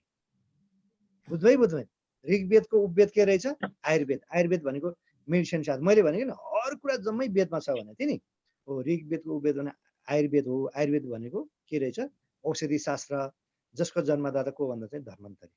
अब यसै गरी तपाईँको अर्को वेद के आयो यजुर्वेद। यजुर्वेदको उपवेद चाहिँ कुन हो भन्दा चाहिँ तपाईँको धनुर्वेद है। धनुर्वेद भनेको अस्त्र शस्त्रको जन्मदाता जसको जन्मदाता मानिन्छ विश्वामित्र। बुझ्नुभयो? यजुर्वेदको उपवेद कुन रहेछ धनुर्वेद। धनुर्वेद भनेको अस्त्र शस्त्रको जन्मदाता। म तपाईँलाई सोधौँ है यो अस्त्र र शस्त्रमा के फरक छ होला? मैले भने नि धनुर्वेदबाट नै वास्तवमा अस्त्र शस्त्रको निर्माण भयो। हात हतियार के गोला बारुद हात हतियारको निर्माण भयो। मैले तपाईँसँग अस्त्र र शस्त्रमा के फरक छ? शस्त्र 6वटा र अस्त्र र शस्त्रमा के फरक छ ल भन्नु त? ल सुन्नुहोस् है कुरो एकदम सामान्य हो तर धेरैले नबुझेको कुरा। सुन तपाईँसँग खुकुरी छ हो, तपाईँको साथमा खुकुरी छ भने त्यो अस्त्र भयो। त्यो खुकुरीले तपाईँलाई कसैले तपाईँलाई त्यो खुकुरीद्वारा कसैले तपाईँलाई छप्कायो भने त्यो अस्त्र के भयो शस्त्र भयो। यति फरक छ अस्त्र र शस्त्र है। कुन वेदमा उल्लेख रहेछ धनुर्वेद। ल भन्नु अब अर्को आयो सामवेदको उपवेद कुन होला थाहा छ तपाईँलाई? सामवेदको उपवेद एक्चुअली क्याडेटहरूले त पढिसकेको छ। ल ल भन्नु सामवेदको उपवेद कुन होला जसबाट चाहिँ तपाईँको के भन्दा सङ्गीतको उत्पत्ति भयो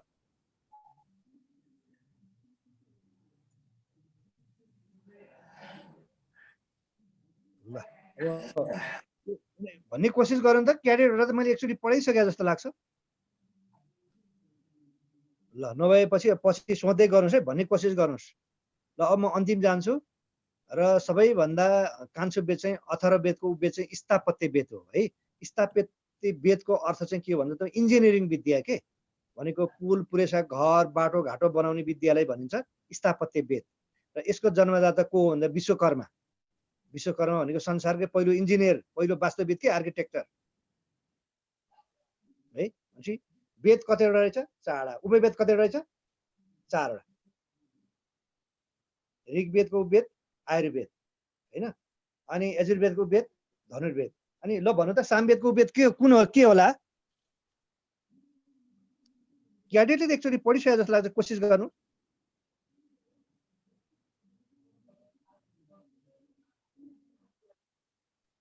ल म पछि भनिदिउँला नभए उडे गर्नुहोस् है यसको होमवर्कै भयो तपाईँहरूलाई भन्ने कोसिस गर्नुहोस् ल यो चाहिँ के कुरा आयो भन्दा वेदको कुरा आयो है त ल अब हामी यो यो धर्मलाई चाहिँ म खास खास कुरोमा मात्रै म फोकस हुन चाहन्छु है त ल अब धार्मिक विविध प्रश्नोत्तर भनेर लेख्नु त म 9-10 वटा महत्त्वपूर्ण क्वेसन एन्सरहरू दिन्छु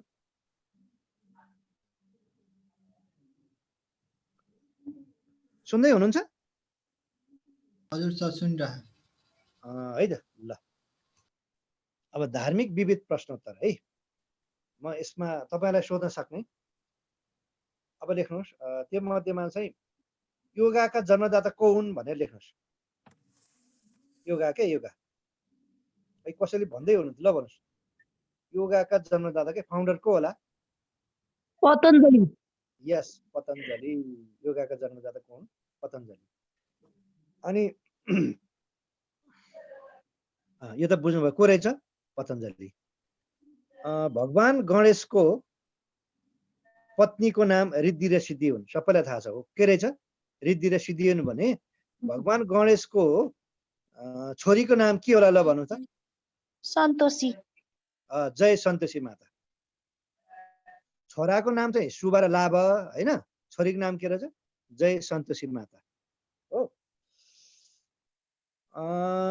स्वयम्भूको दुई आँखाले के जनाउँछ शान्ति र करुणा करुणा र ज्ञान ज्ञान करुणा र ज्ञान र प्रज्ञा र ज्ञान पनि भनिन्छ है अनि भगवान शिवको 3 नेत्रले के जनाउँछ ल भन्नु त भगवान शिवको 3 नेत्रले के जनाउँछ जल पृथ्वी वायु त्यो त होइन त्यो त पञ्चतन्त्र भित्र पो पर्यो त तपाईले भने सुन्नु चन्द्र सूर्य र अग्नि है के रहेछ चन्द्र सूर्य र अग्नि दायाँ बायाँ चन्द्र सूर्य बीचमा चाहिँ अग्नि ल अब सुन्नुहोस् है त नेपालका सबै मन्दिरहरू है सबै मन्दिरहरूको चाहिँ गजुर छ गजुर नभएको नेपालको एकमात्र मन्दिर कुन होला ल भन्नु त काठमाडौँ गणेश विनायक के विनायक भन्ने अशोक विनायक नातिकन भन्नु न अशोक विनायक हो सर यस एक्ज्याक्टली अशोक विनायक है जसलाई मरु गणेश पनि भन्छ नेवारी भाषामा मरु भने छैन गणेश भनेको गणेशको उ छैन शिरपेट छैन अथवा गजुर छैन भनेको है ल भन्नुहोस् त मनोकामना मन्दिर त पक्कै सुन्नु होला त्यो गोर्खाको मनोकामना मन्दिरमा कुन जातिको पुजारीहरू रहेको छ अथवा कुन जातिको पुजारी छन् गोर्खाको मनोकामना मगर जातिको मन्दिर छ है है तपाईले धरानको बुढा सुब्बा भन्ने सुन्नुभयो होला त्यो बुढा सुब्बाको मन्दिरमा चाहिँ कुन जातको चाहिँ पुजारी छन् होला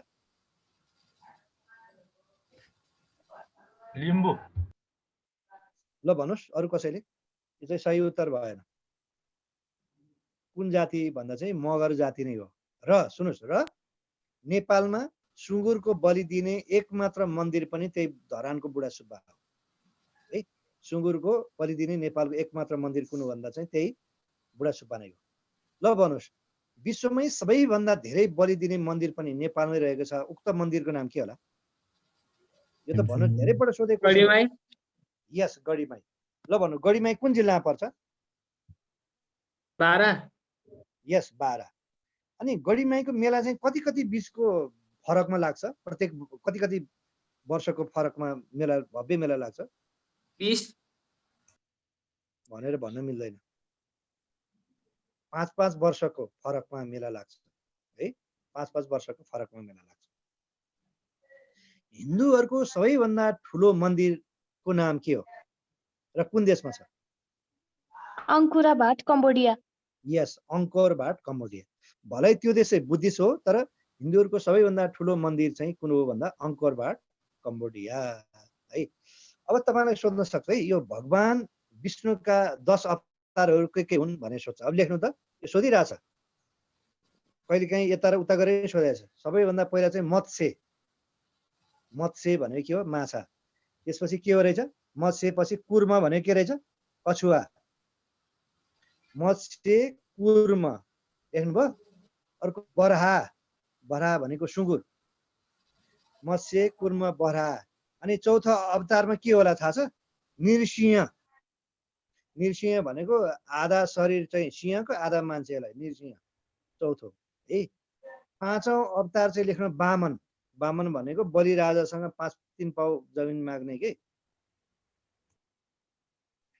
पाँचौं अवतार के रहेछ वामन यो सोध्न सक्छ है क्रमशः भगवान विष्णुका 10 अवतार पहिलो चाहिँ के हो मत्स्य भनेको माछा दोस्रो कुर्म भनेको छ तपाईँ कछुवा तेस्रो तपाईँको बराह भनेको सुँगुर भयो चौथो के हो नृसिंह पाँचौं वामन अनि छैटौं अवतार चाहिँ के हो भन्दा छुट्टियो सर आज हाम्रो छुट्टियो सर हाम्रो आज के भयो भन्नुहोस् त भाइ के भयो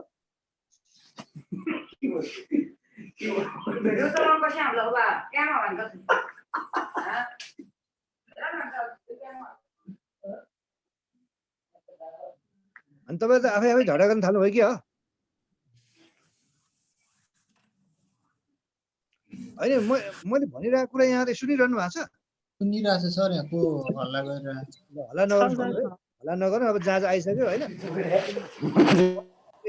मत्स्य भनेको माछा है त माछा 2 मा कुन हो कछुवा भनेको कुर्म 3 मा मैले के भने बराह भनेको सुँगुर हो 4 मा चाहिँ नृसिंह भनेको आधा शरीर सिंहको आधा शरीर मान्छेको उसलाई कसलाई हिरण्यकश्यपलाई मारेको थियो हो अनि 5औं मा के भने मैले वामन छैटौंमा चाहिँ तपाईँको परशुराम है छैटौंमा परशुराम 7औं मा राम 8औं मा को कृष्ण 9 मा कुन हो बुद्ध 10 मा चाहिँ कल्की अथवा कली है भगवान तपाईँको यो विष्णुका 10 अवतारहरू कहिलेकाहीँ चाहिँ सोध्न सक्छ है जस्तो भगवान के अरे विष्णुको 6 अवतार के हुन् भन्ने सोध्न सक्छ 6 अवतारमा के पर्छ भन्दा के पर्यो परशुराम पर्यो अथवा भगवान कृष्ण विष्णुका कति अवतार हुन् भन्दा कति 8औं पर्यो राम कति रहेछ 7औं पर्यो है लेख्नुभयो होला यो धेरै पटक सोधेको क्वेसन हो धेरै पटक सोधेको क्वेसन हो यो ध्यान दिएर लेख्नु होला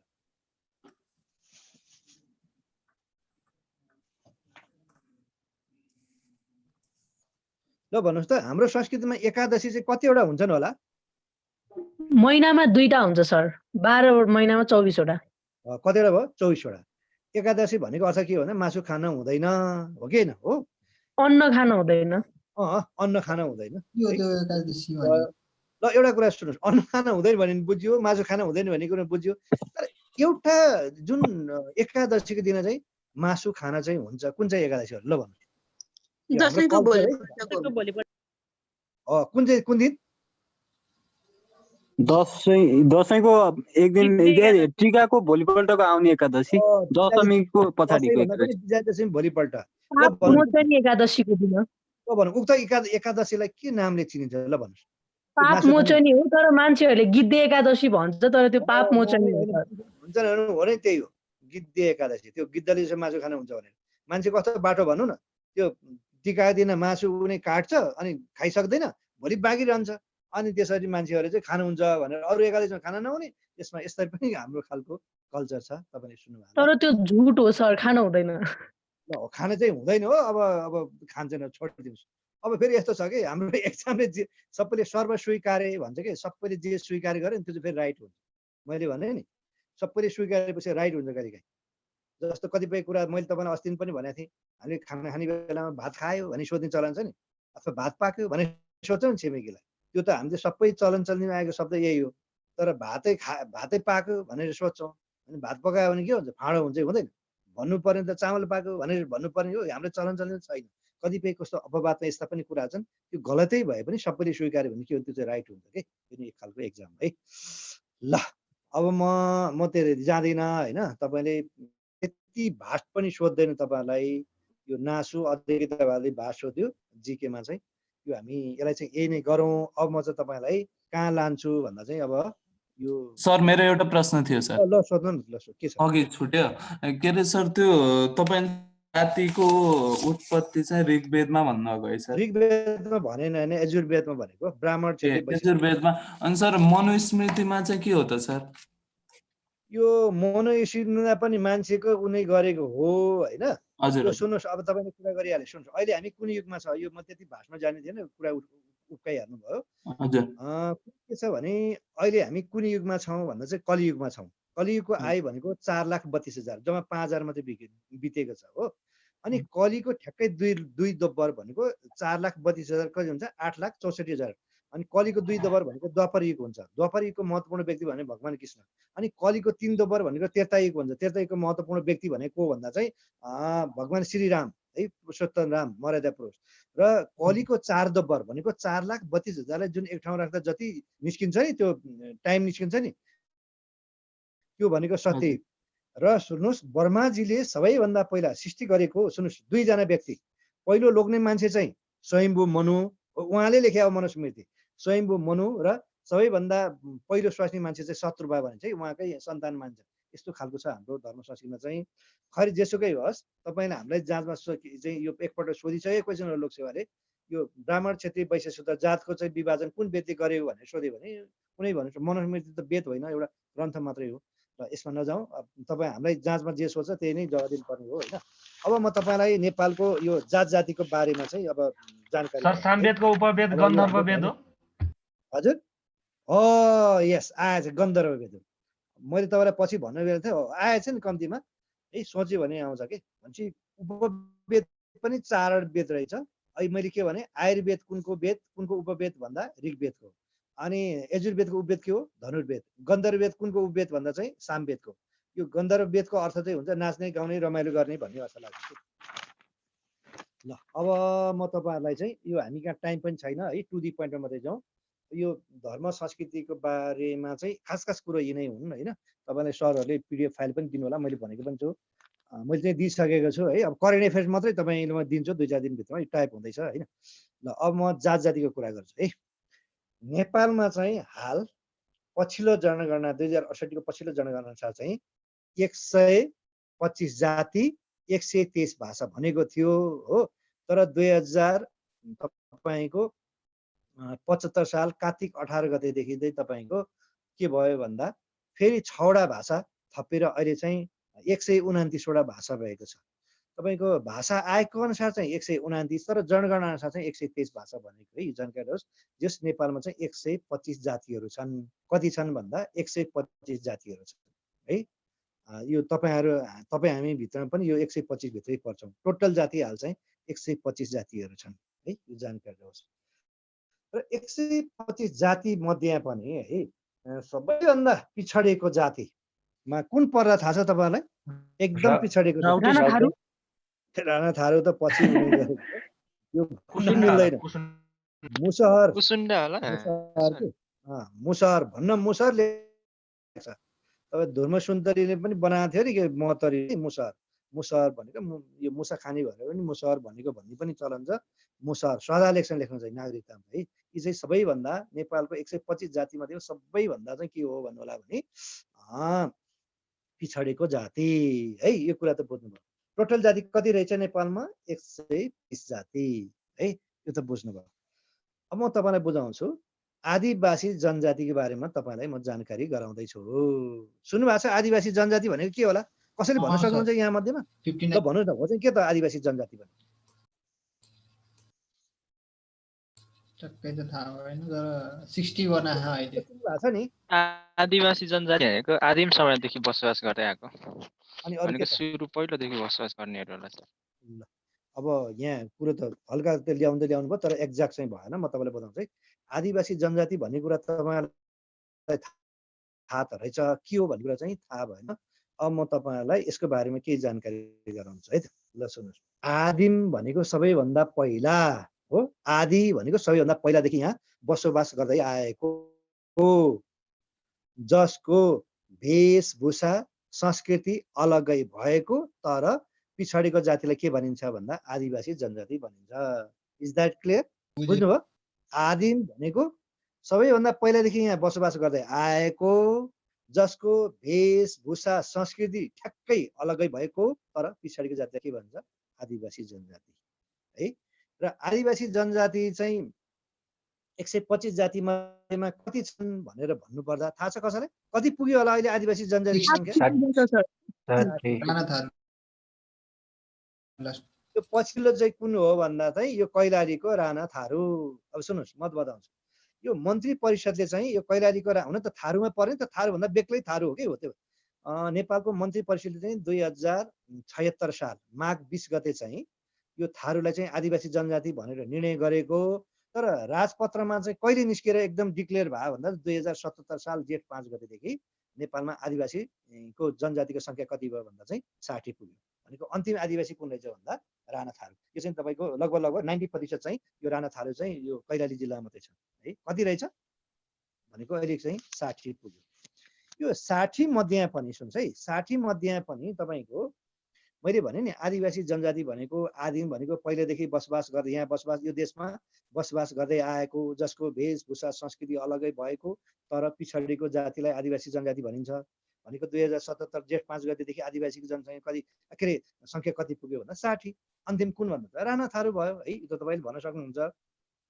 र यी 60 मध्ये पनि है, यो पिछडिको त भन्नु त भन्यो, 60 मध्ये पनि तपाईँको दुईटा जातिको चाहिँ आर्थिक अवस्था चाहिँ राम्रो छ भन्नाले कुन कुन बुझिन्छ भन्दा नेवार र थकाली है। आदिवासीमा लगभग सबै पिछडेकै वर्ग हो तर दुईटा जातिको चाहिँ आर्थिक स्थिति अलिकति सुदृढ भन्छ नि, अलिक स्ट्रङ छ। कुन कुन रहेछ? नेवार र थकाली। भनेको हिमाली प्रदेशमा चाहिँ तपाईँको थकाली अनि अन्यतिर भनौँ न पहाडी प्रदेशमा चाहिँ अलिक सम्पन्न भएको आदिवासी जनजाति कुन भन्छ चाहिँ नेवार हो है। यो कुरा चाहिँ तपाईँहरूले बुझ्नुपर्छ। अब यसै गरी है, यसै गरी तपाईँको सुविधा वञ्चित आदिवासी भित्रको सुविधा वञ्चित जाति कति छ भनेर भन्दा तपाईँलाई थाहा होला कति पुग्यो र सुविधा वञ्चित? 15। अनि यसै गरी तपाईँको सीमान्तकृत जाति कति पुगेछ होला? सीमान्तकृत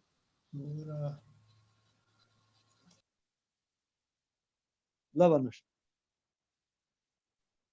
सीमान्तकृत जाति चाहिँ कति छ भन्दा चाहिँ तपाईँको 20। कति रहेछ? 20। ल भन्नुहोस् कसैलाई थाहा छ यो सीमान्तकृत जाति भन्नाले के बुझिन्छ होला? ल भन्नुहोस् त। यो आदिवासी भित्रको यो सीमान्तकृत भन्ने चाहिँ भन्यौ नि, यो चाहिँ के बुझिन्छ होला?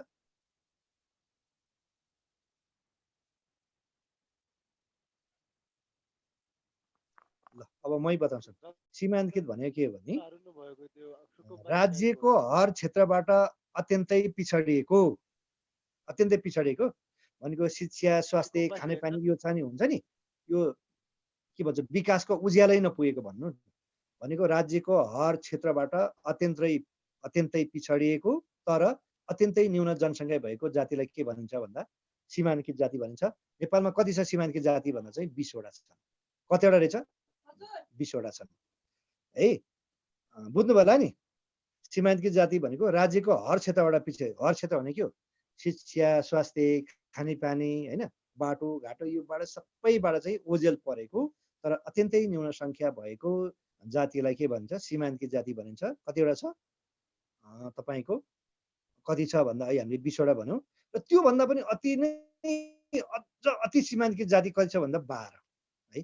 अहिले तपाईँले अहिले हामीले ऊ भन्यौँ नि, यो सुविधा वञ्चित जातिमा चाहिँ त्यो राणा थारू पनि पर्छ है। भनेपछि कति पर्यो भन्दा 15 मा चाहिँ 16 भयो है।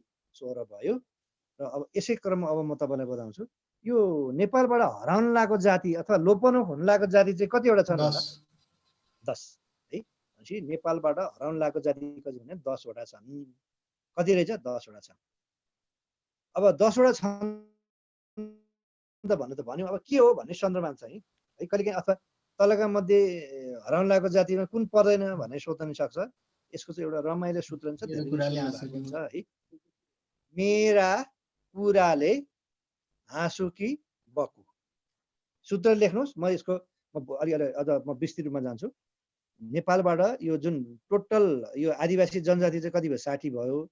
त्यो मध्येबाट पनि अथवा नेपालबाट हराउन लागेको जाति चाहिँ 10 वटा छ। के भन्दा मेरा कुराले हाँसो कि बकु हो। मे भने के भन्दा मेचे। मे भने के रहेछ? मेचे। रा भनेको राउटे। लेख्दै हुनुहुन्छ? मैले भने यसको सूत्र मेरा कुराले हाँसो कि। मे भनेको ल लेख्नु न त। सूत्र लेख्नुहोस् पहिला, अनि म यसको के मिनिङ बताउँछु। मेरा कुराले हाँसो कि बकु। मे भनेको मेचे, सुन्नुहोस् है। मे भनेको मेचे, रा भनेको राउटे, कुराले भने नि मेरा। मे भनेको मेचे, रा भने राउटे, कुराले भने कु भनेको कुसन्डा है। कुराले होइन, कु भनेको कुसन्डा, रा भनेको राजी, सुन्नुहोस् है। रा भनेको के हो? राजी। ले भनेको लेप्चा है। ले भनेको के रहेछ? लेप्चा। हा भनेको हायो, सुन्नुहोस् है। हा भनेको हायो। सु भनेको सुरेल होइन। अनि हाँसुकी कि भनेको किसान। देख्नुभयो? कि भनेको चाहिँ किसान। ब भनेको बनकरिया, अनि कु भनेको कुशभाडिया। भनेपछि नेपालबाट लोपुन लागेको जाति कतिवटा छन् भन्दा चाहिँ 10 वटा छन्। कुन कुन भन्दा मेरा कुराले हाँसो कि बकु। मे भनेको मेचे होइन, रा भनेको राउटे, कु भनेको कुसुन्डा, रा भनेको राजी, ले भनेको लेप्चे, अनि हा भनेको हायो, सु भनेको सुरेल, कि भनेको किसान, ब भनेको बनकरिया, कि भनेको के अरे बकु भनेको कुशभाडिया भनेको। यी नेपालका 10 वटा जाति चाहिँ एकदम लुप्न भनेको एकदम थोरै जनसङ्ख्या छ। कुनै पनि बेलामा चाहिँ त्यसरी हराउन सक्छ। जस्तै यो कोरोनाको महामारीले त्यो गाउँ भनौँ न, त्यो उसको गाउँमै लायो भने यो जाति पनि हराउन सक्छ। ल यति कुरा त बुझ्नुभयो? बुझ्नुभयो? ल अब म तपाईँलाई बताउँछु नेपालमा प्रमुख 10 जातिहरूको बारेमा जानकारी गराउँछु है। नेपालमा टोटल जाति 125 होइन। आदिवासी जनजाति 60। अन्तिम आदिवासी जनजाति कुन भन्दा राणा थारू भन्यौँ हामीले 2077 जेठ 5 गतेदेखि होइन। अनि हराउन लागेको जाति कति रहेछ नेपालमा? 10 वटा। अनि के रहेछ? मेरा कुराले हाँसो कि बकु। अब म तपाईँलाई जानकारी गराउँछु, सुन्नुहोस् है। अब के गराउँछु भन्दा यो नेपालका प्रमुख 10 जातिहरू है। यतातिर जाति, उतातिर प्रतिशत लेख्नुहोस् है त। अब यसको पनि सूत्र लेख्नुहोस्। नेपालका 10 जातिका सूत्र के हुन् लेख्नुहोस्। लेख्नुहोस्। छेबाम लेख्नु है सूत्र। छेबाम है, थाताने, छेबाम थाताने, कामु यारा लेख्नुहोस् है। नेपालका प्रमुख 10 जाति हो। छेबाम थाताने कामु यारा। लेख्नुभयो सूत्र? छेबाम थाताने कामु यारा। अब लेख्नु एकमा। छे भनेको के रहेछ? क्षेत्री। टोटल जनसङ्ख्याको 16.6 लेख्नुहोस्। छे भनेको क्षेत्री कति रहेछ? 16.6% होइन। छे भनेको क्षेत्री कति? 16.6%। अनि छे बा भनेको थिइन्, बा भनेको बाहुन अथवा ब्राह्मण कति रहेछ? 12.2%। अनि अर्को लेख्नुहोस्। म भनेको मगर, मगरको चाहिँ लेख्नुहोस् 7.1। कोष्टमा लेख्दा पनि हुन्छ। जनजाति मध्येमा सबैभन्दा धेरै जनसङ्ख्या भएको भनेर लेख्नुहोस्। लेख्दै हुनुहुन्छ? मैले बिस्तारै भन्दैछु है। लेखिरहेको छु सर। ल है त। अब छेबाम भन्नु त फेरि छ। म भनेको 7. म भनेको मगर 7.1%। अनि के रे भने आदिवासी जनजाति मध्ये सबैभन्दा धेरै जनसङ्ख्याको भनेर कोष्टमा लेख्नु न। ल अब के भयो? थाताने भनेको थियो नि। था भनेको थारू लेख्नुहोस्। थारू 6.3%। था भनेको कति? था भनेको थारू कति? 6.3। ता भनेको तामाङ लेख्नुहोस् 5.8%। था भनेको थारू 6.6, ता भनेको तामाङ 5.8, ने भनेको न्यावर लेख्नु। न्यावर चाहिँ लेख्नुहोस् 5%। थाताने हो। अब मैले के भन्थेँ? कामु एरा भन्थेँ। लेख्नु। का भनेको कामी लेख्नु। हजुर तामाङ कति पर्सेन्ट भन्नुभयो? तामाङ चाहिँ त मैले 5.8 भने नि त। हस् थ्याङ्क यू सर। हो। अब मैले के भनेको थिएँ, कामु एरा, का भनेको कामी लेख्नुहोस्। कामी चाहिँ कति छ भन्दा लेख्नुहोस् 4.8%। र कोषमा यो पनि लेख्नुहोस्, नेपालका 23वटा दलित मध्ये सबैभन्दा धेरै जनसङ्ख्या भएको नै कामी। सुन्नुभयो होला नि, परियार भनेर सुन्नुभयो होला होइन, सार्की अरू आदि इत्यादि सुन्नुभयो होला, चमार डोम आदि इत्यादि सुन्नुभयो होला। भनेपछि नेपालमा 23वटा लोवर कास्ट भनौँ न, अहिले त सबै उत्तिकै भनिन्छ, तै पनि अब भन्नुपर्दा होइन भनेको दलित भन्छ नि, 23वटा दलित मध्ये सबभन्दा धेरै जनसङ्ख्या भएको नै कुन हो भन्दा चाहिँ कामी हो, सबभन्दा धेरै जनसङ्ख्या। ल भन्छु, दलित भित्रको पनि सबैभन्दा तल्लो अझ दलित कुन होला, ल भन्नु त। 23वटा दलित त बुझियो, लोवर कास्ट भन्छ नि अङ्ग्रेजीमा। त्यो दलित भित्रको पनि सबैभन्दा तल्लो जाति चाहिँ कुन होला, एनी गेसेस? वादी है त। त्यसपछि मु भनेको मुसलमान लेख्नु, मुसलमान भनेको मुस्लिम के चुरेटाहरू, मुस्लिम चाहिँ लेख्नु 4.4%। मुस्लिम कति? 4.4%। अनि या होइन, या भनेको यादव, तराईको सबभन्दा धेरै जनसङ्ख्या भएको छ, यादव लेख्नुहोस्। यादव चाहिँ कति छ भन्दा 4% लेख्नुहोस्।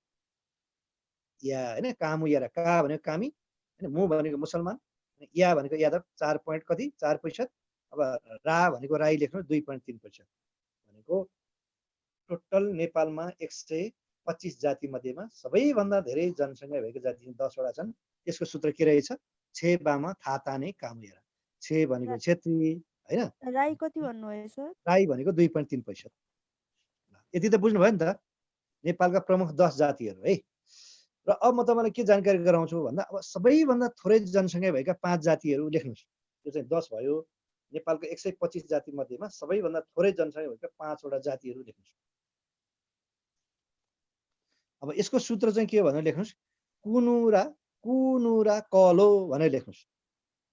कुनुरा कलो, नेपालमा सबैभन्दा थोरै जनसङ्ख्या भएको जाति कुनुरा कलो है। यता जाति लेख्नुहोस्, उता चाहिँ जनसङ्ख्या लेख्नुहोस्। थोरैदेखि धेरै होइन, थोरैदेखि धेरै क्रमशः, सबैभन्दा थोरैदेखि अब धेरै क्रमशः। अब लेख्नु कु भनेको कुसुन्डा लेख्नुहोस्, जम्मा 273 जना है।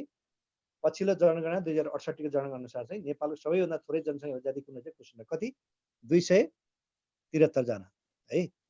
अनि त्यसपछि नु भनेको नुराङ, नुराङ चाहिँ 278 है। नुराङ जाति 278। र यो पनि जानकारी होस्, यो हिमाली प्रदेशको सबैभन्दा कम जनसङ्ख्या भएको जाति नै नुराङ हो। यो कुसुन्डा चाहिँ पहाडी प्रदेशको सबैभन्दा कम जनसङ्ख्या भएको जाति होइन, अनि नुराङ चाहिँ हिमाली प्रदेशको सबैभन्दा कम जनसङ्ख्या भएको जाति। कति रहेछ? 278। अब रा भनेको राउटे है, राउटे चाहिँ कति भन्दा 278 लेख्नुहोस्। के अरे सरी 618 होला नि, 618 है। भनेको कुसुन्डा 273, नुराङ 278 र कुसुन्डा चाहिँ कति? 618। अनि त्यसपछि लेख्नु कलार भनेर लेख्नुहोस्। त्यसपछि चौथोमा कलार। यो कलार चाहिँ फेरि तराई प्रदेशको सबभन्दा धेरै थोरै जनसङ्ख्या भएको जाति 1077। तराई प्रदेशमा बसोबास गर्ने मध्ये सबैभन्दा थोरै कम पपुलेसन भएको जाति चाहिँ कुन हो भने कलार। अनि अर्को लेख्नु लोहोरुङ लेख्नुहोस्। कुनुरा कलो लेख्नु लोहोरुङ। लोहोरुङ चाहिँ 1153 लेख्नुहोस्, 1153। यो लोहोरुङ भनेको के हो भनेर भन्नुपर्दा, राईहरूको 28वटा जाति छन्, उपजाति छन्। त्यो 28वटा उपजाति मध्ये सबैभन्दा थोरै जनसङ्ख्या भएको मात्रै राई भित्रको लोहोरुङ हो। यो चाहिँ तपाईँको इलाम र सङ्खुवा सहबाहेक कहीँ कतै पाइँदैन, जुन जानकारी छ। भनेपछि नेपालका सर कलारको कति भन्नुभयो? कलारको चाहिँ तपाईँको 1077। हामीलाई चाहिँ यो सोध्न सक्छ है त हजुर। लोहोरुङ, लोहार होइन, लोहोरुङ 1153। लोहोरुङ चाहिँ 1153। अब सुन्नुहोस् है, आज हामीले यो जाति धर्म संस्कृति जाति सिध्याउनु पर्छ है। अब म तपाईँलाई के कुरा जानकारी नलेख्नुहोस् है, त्यो तपाईँलाई ह्यान्डसटमा पनि त्यो प्रोभाइड गर्न सक्छौँ। म चाहिँ यो कुन कुन जाति चाहिँ कहाँ कहाँ बस्छन् भनेर भनिदिन्छु, सुनेर मात्रै बस्नुहोस्। अनि त्यो जातिभित्रका विविध कल्चरहरू छन्, त्यो चाहिँ हामी चाहिँ लेखाउँछौँ होइन। अब के चाहिँ सुन्नुहोस् भन्दा चाहिँ कुन कुन जाति कहाँ कहाँ बस्छन् भने सुनेर मात्रै बस्नुहोस् है। यो यहाँ चाहिँ अब लेखेर सम्भव छैन होइन, सुनेर बस्नुहोस्। ह्यान्डसटबाट प्रोभाइड गरिन्छ, मजाले चाहिँ आफ्नो दिमागमा मस्तिष्कमा राख्नु है त। म अब सुदूरपश्चिमबाट कुन कुन जाति कहाँ कहाँ बस्छन् भन्नेबाट उताबाट म तपाईँलाई बेली विस्तार लगाउँदैछ है। सबैभन्दा पछि दार्चुला, तपाईँको ब्यास जाति भन्ने सुन्नुभएको छ? सुन्नुभएको छ कसैले ब्यास भने? छ सर। ब्यास चाहिँ सौका पनि भन्छ। त्यो ब्यास जाति चाहिँ नेपालको दार्चुला जिल्ला बाहेक कहीँ कतै पाइँदैन ब्यास भनेको कहाँ दार्चुला। यो टिप्न सक्ने भने टिप्नु, होइन नटिप्दा पनि केही फरक पर्दैन है। सुनेर मात्रै बस्नु यो सम्भव छैन। ब्यासलाई चौका पनि भन्छ, यो जाति चाहिँ तपाईँको दार्चुला जिल्लामा मात्रै पाइन्छ है। अनि यसै गरी तपाईँलाई भन्नुपर्दा त्यो राजी छ नि, राजी त्यो अहिले हामीले लोप राजी चाहिँ तपाईँको दाङ र बर्दियामा मात्रै पाइन्छ र नेपालगञ्ज पनि केही मात्रै भनौँ, दाङ र बर्दिया मात्रै पाइन्छ राजी। अनि यसै गरी तपाईँको चिडिमार है, चिडिमार भन्ने जाति पनि तपाईँको नेपालगञ्जमा मात्रै पाइन्छ अथवा बाँकी जिल्लामा, यो जानकारी रहन्छ। अनि यसै गरी तपाईँको अर्को डोल्पो भन्ने सुन्नुभयो होला, यो डोल्पा जिल्ला मात्रै पाइन्छ, डोल्पा जाति है, डोल्पा जिल्ला मात्रै पाइन्छ। यसपछि मुगाली भनेको मुगु जिल्ला मात्रै पाइन्छ। अनि तरारी मगर भन्ने जाति पनि तपाईँको यो डोल्पा जिल्ला मात्रै पाइन्छ, यो पनि जानकारी रहोस्। अनि यसै गरी थारू है, राणा थारू अहिले हामीले कुरा आयो नि, त्यो यो नेपालको 60औं ऊ चाहिँ यो चाहिँ कैलाली जिल्लामा मात्रै।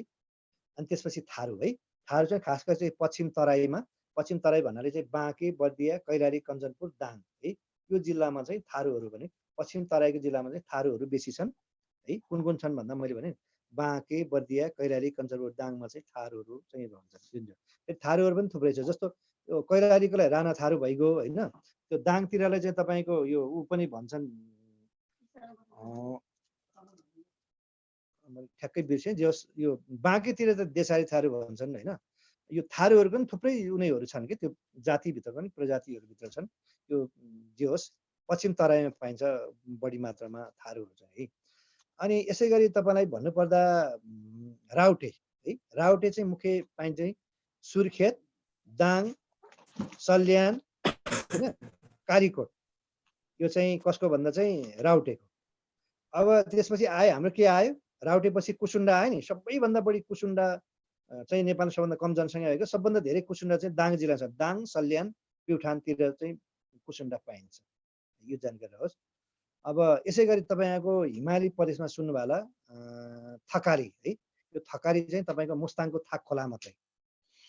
अनि तपाईँको यसै गरी अर्को भन्नुपर्दा छन्त्याल भन्ने जाति है, यो छन्त्याल चाहिँ तपाईँको म्याग्दी, म्याग्दी जिल्लामा चाहिँ बढी पाइन्छ। न त उसमा पनि होला बागलुङमा नि, छन्त्यालको मुख्य थलो भनेको चाहिँ म्याग्दी नै हो। अब मगर है, मगरहरूको मुख्य थलो भनेको चाहिँ तपाईँको यो मध्य पहाडी चाहिँ जिल्लाहरू पर्छ, त्यसमा पनि गण्डकी, लुम्बिनी, धौलागिरी, राप्ती अञ्चलका पहाडी जिल्लाहरूमा चाहिँ मगरा क्षेत्र। अझ भन्नै पर्दा तपाईँको पाउने पाल्पा, रोल्पा होइन, बागलुङ, तनहुँ, गोर्खा, कास्की, स्याङ्जा होइन, यी जिल्लाहरूमा चाहिँ बढी चाहिँ सल्यान भनौँ न यो मगरहरूको। अनि गुरुङ, अनि गुरुङको मुख्य तपाईँको भनेको 3वटा जिल्ला जनाउँछ। गुरुङको मुख्य क्षेत्र नै तपाईँको लमजुङ हुन्छ, लमजुङ, कास्की र स्याङ्जा है, खास क्षेत्र है, मैले हल्का रूपमा भन्दैछु। त्यसै गरी तपाईँले दुरा भन्ने सुन्नु होला, यो दुरा जाति चाहिँ मुख्य गरी चाहिँ तपाईँको दुरा डाँडा, लमजुङ, लमजुङको दुरा डाँडामा दुराहरू बढी पाइन्छ। त्यसो त तनहुँको सिसाघाटमा पनि पाइन्छ, तर दुरा डाँडा नै हो। अनि त्यसो तपाईँले कुमाले भन्ने सुन्नु होला है, यो जुन भाँडा बनाउने, यो कुमालेको मुख्य नेपालको बसोबास क्षेत्र चाहिँ तपाईँको पर्वत, धादिङ चाहिँ विशेष हो, र अर्को चाहिँ दोलखा। पर्वत, धादिङ र दोलखा चाहिँ विशेष रूपमा चाहिँ यो ऊहरू पाइन्छ। कुन जाति भन्दा चाहिँ कुमाले है। अनि त्यसै गरी तपाईँको अर्को माझी है, माझी जातिहरू चाहिँ धेरै जसो नदीको किनारमै हुन्छन्, तराई बेल्टको नदीको किनारमा बस्छन् माझीहरू। अनि दराई भन्ने जाति सुनेर झन् माझी जस्तै जस्तै हो। यो दराईको लागि चाहिँ नेपालको मुख्य बसोबास क्षेत्र भनेको तपाईँको तनहुँ र तपाईँको चितवन है, दराईकै मुख्य बस तनहुँ र चितवन। अब रह्यो तपाईँको अब तामाङ, तामाङहरूको मुख्य बसोबास क्षेत्र भने चाहिँ तपाईँको यो बागमती नदीको किनारहरू हुन्छ। भन्नै पर्दा तपाईँको रसुवा, नुवाकोट, धादिङ होइन, काभ्रे, पलाञ्चोक, सिन्धुपाल्चोक, दोलखा, रामेछाप, सिन्धुली र मकवानपुर, यो चाहिँ यो के भन्छ कि उसको खास जिल्ला तामाङहरूको। अनि तपाईँले चेपाङ भन्ने सुन्नुभयो होला है, चेपाङको मुख्य तपाईँको क्षेत्र भनेको आदिवासी कुन जिल्लाको भन्दा यो उसकै हो, के भन्छ धादिङ है।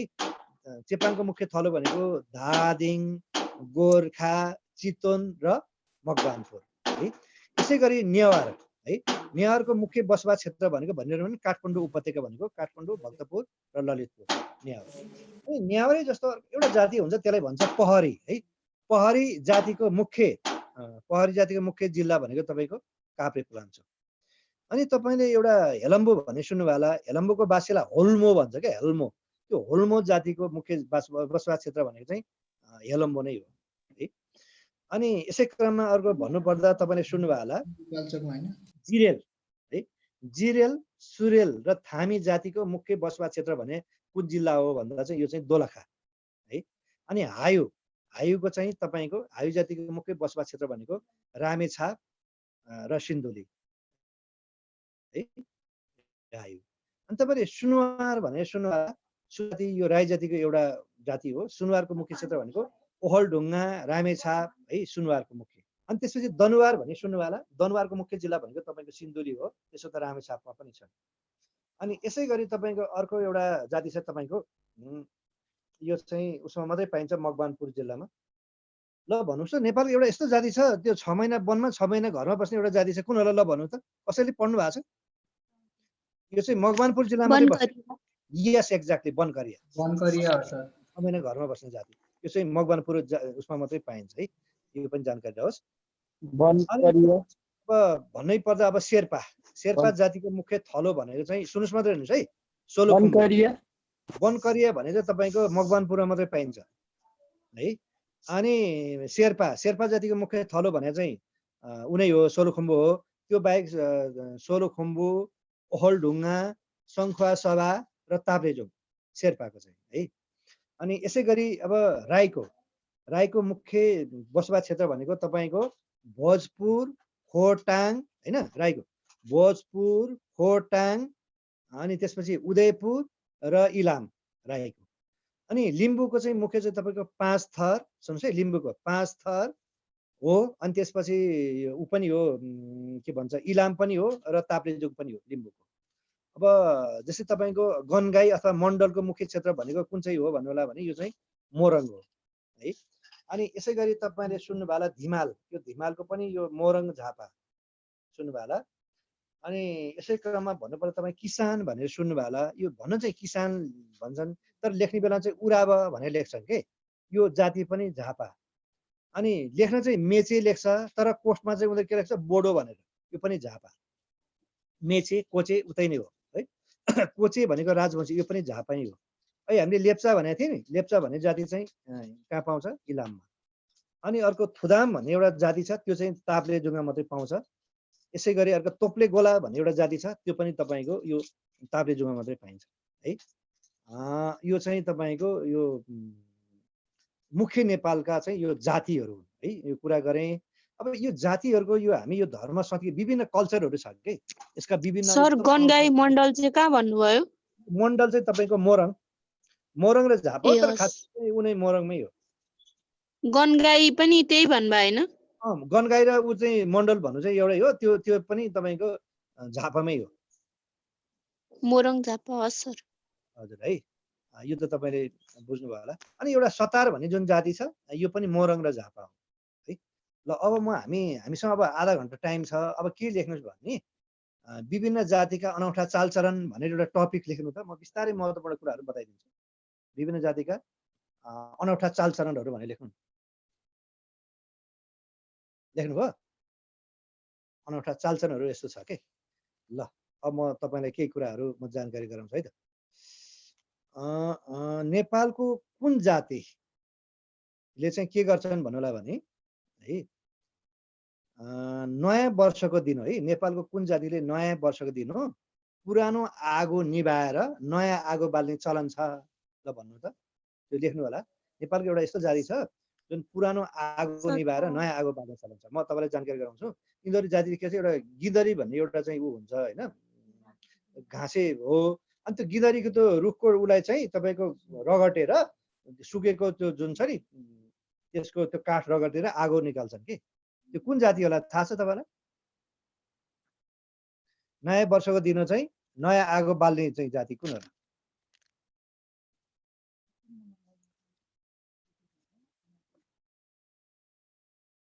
दराई जाति लेख्नुहोस्, दराई जाति। अनि नेपालको जङ्गलमा चाहिँ घुमन्ते जीवन बिताउने दुईटा जाति कुन कुन होला लेख्नुहोस्। जङ्गलमा बनाउने के घुमन्ते जीवन बिताउने, राउटे र अर्को राउटे र बनकरिया। कुसुन्डा। कुसुन्डा र वनकरिया त 6 महिना वनमा 6 महिना घरमा मात्रै हो, तर 12 मास चाहिँ तपाईँ वन जङ्गलमा बिताउने जाति चाहिँ कुन भन्दा कुसुन्डा र राउटे है। र वनकरिया त 6 महिना वनमा 6 महिना घरमा बिताउँछ। सुन्नुहोस्, अन्नपातले पुगुन्जेल चाहिँ घरमै बस्छ, अन्नपात सकेपछि सब परिवार चाहिँ कहाँ जान्छ? जङ्गलमा जान्छ। यतिसम्म कि तपाईँको केही पनि पाएन भने रातो कमीलाई भुटेर खाने जाति पनि त्यही नै हुने हो है। ल भन्नुहोस्, अनि कुन यो जातिलाई चाहिँ कारभोटे भनेर पनि चिनिन्छ? नेपालको कुन जातिलाई? त्यो चाहिँ लोमी जातिलाई है। अहिले मैले भनेपछि यो सङ्घर्षमा मात्रै पाइन्छ। लोमी जातिलाई के भनिन्छ भन्दा कारभोटे भनेर मात्रै चिनिन्छ है। कुनलाई? लोमी जातिलाई है। यो यस्ता यस्ता उहरू छन्। ल अब चाहिँ के लेख्नु भन्दा जन्म संस्कार भनेर लेख्नुहोस् त। जन्म संस्कार भनेर लेख्नु त। विभिन्न जातिको जन्म संस्कार के लेख्नुभयो? ल म खास खास कुरो भन्छु है, 4-5 वटा महत्त्वपूर्ण कुरा। जन्मिँदा के गर्छन् म लेख्नु है। अब सुन्नुहोस्, नेपालको कुन जाति जन्मेकै दिन चाहिँ न्वारन गर्ने जाति कुन हो भनेर लेख्नु त। नेपालको अहिले हामीले 125 जाति भने नेपालको कुन जाति यस्तो छ जुन चाहिँ जन्मेकै दिन चाहिँ न्वारन गर्ने जाति कुन होला? ल भन्नुहोस्। त्यो जाति जो लेख्नु 82 जाति। अहिले मैले भन्थेँ दार्चुला मात्रै पाइन्छ। 82 जाति चाहिँ जुन दिन जन्मे त्यो दिन नै के गर्छन् भन्दा चाहिँ के गर्छन्? न्वारन गर्छन्। थाहा भयो यहाँलाई कुन जाति रहेछ? 82 जाति। अनि यसै गरी लेख्नुहोस्, त्यो नव शिशुलाई, त्यो जन्मिएको नव शिशुलाई के गर्छन् भन्दा 1 रुपियाँ र 1 इँटा दिने चलन कुन जातिमा छ भनेर लेख्नु। त्यो जन्मिएको शिशुलाई एउटा इँटा र 1 रुपियाँ दिने कुन जाति भन्दा मारवाडी जातिमा है। अनि अर्को जाति चाहिँ तपाईँको छोरा जन्मे भाले काट्ने, छोरी जन्मे चाहिँ पोथी काट्ने जाति कुन हो भनेर भन्नु त। छोरा जन्मे भने भाले काट्ने अनि छोरी जन्मे भने पोथी काट्ने जाति कुन होला? त्यो जाति चाहिँ हो तपाईँको दुरा जाति। कुन जाति रहेछ? दुरा जाति है। अब सुन्नुहोस्, छोरी जन्मे भने 3 दिनमा न्वारन गर्ने, छोरा जन्मे भने 4 दिनमा न्वारन गर्ने जाति कुन होला? ल भन्नु त। छोरी जन्मे भने 3 दिनमा न्वारन गर्ने, छोरा जन्मे भने 4 दिनमा न्वारन गर्ने जाति कुन होला? लिम्बूको पनि गर्छ सर त्यो त। होइन त्यस्तो कुरा होइन, लोकसेवाले मानेको हुनु पर्यो नि। राई जाति लेख्नु, राई जाति। छोरा जन्मे 4 दिनमा, छोरी जन्मे 3 दिनमा है। हाम्रो पनि अनि अर्को एउटा जाति छ, सुन्नुहोस्, बच्चा जन्मेको तेस्रो दिनमा, सुन्नुहोस् है, रक्सी खुवाएर सुत्केरी चुक्याउने जाति कुन हो भने सोध्न सक्छ। बच्चा जन्मेको 3 दिनमा होइन, 3 दिनपछि के गर्छन् भने रक्सी खुवाएर सुत्केरी चुक्याउने, त्यो होइन, लेप्चा जाति। कुन जाति रहेछ? लेप्चा जाति। अनि अर्को लेख्नु लेप्चा लेप्चा लेप्चा। यो हामीले इलाम जिल्लामा भनेको थियो नि। सुन्नुहोस्, नेपालमा एउटा यस्तो जाति छ जुन जातिको बच्चा जन्माउँदा त्यो बच्चाको गोडामा न्याउरी मुसाको बलि दिने जाति कुन हो भनेर लेख्नुहोस्। नेपालको त्यो कुन जाति हो जुन जाति जन्माउँदा त्यो बच्चा जन्मिसकेपछि त्यो नयाँ नव जन्मेको नव शिशुको त्यो गोडामा न्याउरी मुसाको बलि दिने चलन कुन जातिमा रहेको छ?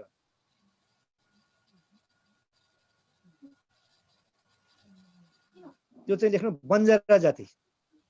कुन जाति रहेछ? बन्जारा जाति चाहिँ यस्तो चलन छ है।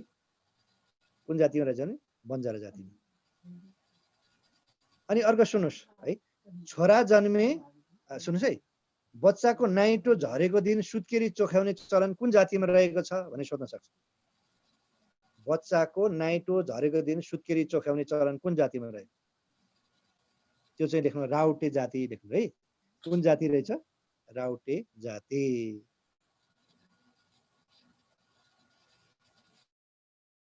ल अब यो जन्म संस्कार सक्यो। अब मृत्यु संस्कार भनेर लेख्नु त। जन्म संस्कार पछि मृत्यु संस्कार भनेर लेख्नु त। लेख्नु भयो होइन? लेख्नु भयो मृत्यु संस्कार भनेर? हजुर सर। बस्नु भएको सुत्न थाल्नु भयो कि भनेर भाले छोरी जन्मे पोथी काट्ने जाति चाहिँ कुन चाहिँ हो रे? दुरा। ड्याङ्गे लाएर दुरा हो, दुरा जाति के। ल अब मृत्यु संस्कार यही त हो नि कल्चर, हाम्रो धर्म ल कल्चर। सुन्नुहोस् है, अब मरेको है, अब जन्मेको कुरा सकेपछि अब मरेको कुरा हामी लेखौँ। जतिसुकै गरिब भए पनि सुन्नुहोस् है, जतिसुकै गरिब भए पनि त्यो मर्ने व्यक्तिको नाउँमा चौतारा लाउने चलन कुन जातिमा रहेको छ भनेर लेख्नु। जतिसुकै गरिब लिम्बूमा भए हामी पनि पनि त्यो लाउँछ मर्ने सर। व्यक्ति नाउँमा एनी गेसेस कुन होला ल भन्नुहोस् त्यो जाति? थामी सर। लिम्बू होला सर, Yes, हाम्रो पनि थामी लाउँछ जाति। त सर। यो थामी जाति चाहिँ कहाँ चाहिँ बसोबास क्षेत्र हो भन्दा अहिले हामीले के भनेको दोलखा भनेको दोलखा। सर अनि हाम्रोमा पनि लाउँछ त सर लिम्बूहरूको। है कहाँ त्यो लिम्बूहरू तपाईँको 5 थर हो कि आउँछ भएको घर हो? हो नि सर। होइन लाउन त लाउला। सुन त्यो थामी चाहिँ एकदम अनिवार्य तपाईँहरूको अनिवार्य छैन होला नि त थामी जातिको सर अनिवार्य। के भन्नुभयो जति गरिब भयो नि? जति गरिब भए पनि त्यो मर्ने व्यक्तिको नाउँमा चौतारा लाउनै पर्ने चलन कुन जाति भन्दा थामी जाति। त्यो लिम्बूले लाउनु त लाउला, कसैले आफ्नो इच्छाले स्वेच्छाले ला होला नि त, कुरो त्यसो हो नि त। फेरि जाँचमा लिम्बू भनेर लाग्नलाई फेरि गोलखाडी होला नि त फेरि जाँचमा है। उसले माने चाहिँ के हो भन्दा चाहिँ कुन रहेछ थामी जाति। अब सुन्नुहोस्, अब यो सोधेको क्वेसन पनि सोध्न सक्छ, त्यो मान्छे मर्यो भने कुखुराको चल्लासँगै गाड्ने चलन कुन जातिमा छ भनेर। यो 2 वर्ष अगाडि लोकसेवा कुन मान्छेको जाति मर्दा त्यो मान्छेको लाससँगै कुखुराको चल्ला पनि गाड्ने चलन छ। जस कुरो त बुझ्नु भयो नि त क्वेसन त। जुन मान्छे मरेपछि कुखुराको चल्लासँगै गाड्ने चलन कुन जातिमा छ भन्दा त्यो चाहिँ सतार जाति। अहिले मैले भन्थेँ नि सतार चाहिँ नेपालमा मोरङ र झापामा बढी मात्रामा पाइन्छ। ल अर्को लेख्नुहोस्, मान्छे मरिसकेपछि ध्यान दिएर सुन्नुहोस् है, मान्छे मरिसकेपछि त्यो मान्छेको लासलाई टुक्रा टुक्रा पारेर गिद्धलाई खुवाउने चलन कुन जातिमा रहेछ ल भन्नु? डोल्पो सर, डोल्पो। यो डोल्पा जाति चाहिँ मान्छे मरिसकेपछि त्यो लासलाई टुक्रा टुक्रा पारेर केलाई गिद्धलाई खुवाउँछन्। र एउटा जानकारी होस्, नेपालको हिमाली प्रदेशमा चाहिँ तपाईँको बोन्पो भन्ने धर्म मान्छ के। बोन्पो धर्म भनेको तिब्बतको लोकल धर्म हो र सबैभन्दा बढी बोन्पो धर्म माने भनेको डोल्पो जिल्लामा हो र नेपाल अधिकांश हिमाली जिल्लामा चाहिँ खास यस्तै खालको चाहिँ यो कल्चर छ है। यो जानकारी। र अब सुन्नुहोस्, महिलाको लासलाई तेल लगाएर गाड्ने चलन कुन जातिमा रहेको छ? महिलाको लासलाई तेल लगाएर, लोग्ने मान्छेको होइन, महिलाको लासलाई तेल लगाएर गाड्ने चलन कुन जातिमा रहेको? जस क्वेसन त बुझ्नु भयो नि। त्यो जाति चाहिँ हो लेख्नुहोस्, त्यो जाति चाहिँ हो तपाईँको धिमाल जाति। कुन जाति रहेछ? धिमाल जाति। ल अर्को क्वेसन सोध्नुहोस् है यो मरेकै बारेमा। अब हामी त्यसै बिहेको बारे सोध्छौँ। सुन्नुहोस् है, नेपालको कुन जातिको सुन्नुहोस् है लोग्ने मान्छे मर्दा चाहिँ घोप्टो पारेर गाड्छ, स्वास्नी मान्छे मर्दा चाहिँ उत्तानो पारेर गाड्ने चलन कुन जातिमा रहेको छ ल भन् लेख्नु त। लोग्ने मान्छे मर्दा चाहिँ घोप्टो पारेर गाड्ने अनि स्वास्नी मान्छे मर्दा चाहिँ उत्तानो पारेर गाड्ने चलन कुन जातिमा रहेको छ? क्वेसन त बुझ्नु होला नि कम्तीमा एटलिस्ट। अनि त्यो जाति हो देख्नु थारू है। लोग्ने मान्छे मर्यो भने घोटो पारेर गाड्ने, स्वास्नी मान्छे मर्यो भने चाहिँ उत्तानो पारेर गाड्ने चलन कुन जातिमा छ भन्दा त्यो चाहिँ थारू जाति। र अर्को लेख्नुहोस्, नेपालको कुन जाति मर्दा उसको सम्पूर्ण श्री सम्पत्ति पनि त्यो लासैसँग गाडिन्छ कुन होला भन्नु? नेपालको कुन जाति मर्दाखेरि उसको सम्पूर्ण श्री सम्पत्ति, यस एक्ज्याक्टली राउटे। राउटे मर्दा चाहिँ उसको सम्पत्ति हुन्न, एउटा टोपी हुन्छ, झोला हुन्छ अनि त्यहीसँग गाडिन्छ। धेरै सम्पत्ति भयो आफैसँग राख्ने कुन जाति भन्दा राउटे। अर्को लेख्नुहोस्, मर्दा कान्छो छोराले मात्रै क्रिया बस्न पर्ने नेपालको कुन जातिमा यस्तो चलन रहेछ? अरू जतिसुकै छोरा होस् कान्छो छोराले मात्रै त्यो मर्दा चाहिँ तपाईँको क्रिया बस्न पर्ने चलन कुन जातिमा? त्यो चाहिँ हो लेख्नुहोस् दनुवार जातिमा। कुन जातिमा भन्दा चाहिँ दनुवार जातिमा चाहिँ यस्तो प्रचलन रहेछ है। ल अर्को लेख्नु होला, यो मान्छे मर्दा बन्दुक पड्काउने चलन कुन जातिमा रहेको छ ल भन्नुहोस् त। मान्छे मर्दा बन्दुक लिम्बू, यस लिम्बू जातिमा है। अनि तपाईँले यो सुन्नु भएको छैन के हो? म्युट भइरहेको छ के हो? छ सर, अहिले नि अर्कैको हो कि भनेर नभनेको सर मैले त। ए अनि लिम्बू जातिमा, लिम्बू जातिमा। अनि सुन्नु, नेपालको एउटा यस्तो जाति छ, यदि घरभित्र मान्छे मर्यो भने ढोकाबाट लास निकाल्न नहुने, झ्याल छ भने झ्यालबाट लास निकाले, छैन भने भित्तै फुटाएर लास निकाल्न पर्ने चलन कुन जातिमा रहेको छ? धेरैपल्ट सोधेको क्वेसन है। यदि घरभित्र मान्छे मर्यो भने है तपाईँको ढोकाबाट चाहिँ निकाल्न नहुने, झ्याल छ भने झ्यालबाट लास निकाल्ने, यस एक्ज्याक्टली कुन भन्दा लेप्चा। कुन जातिमा रहेछ? लेप्चा जातिमा यस्तो खालको चलन रहेको छ है।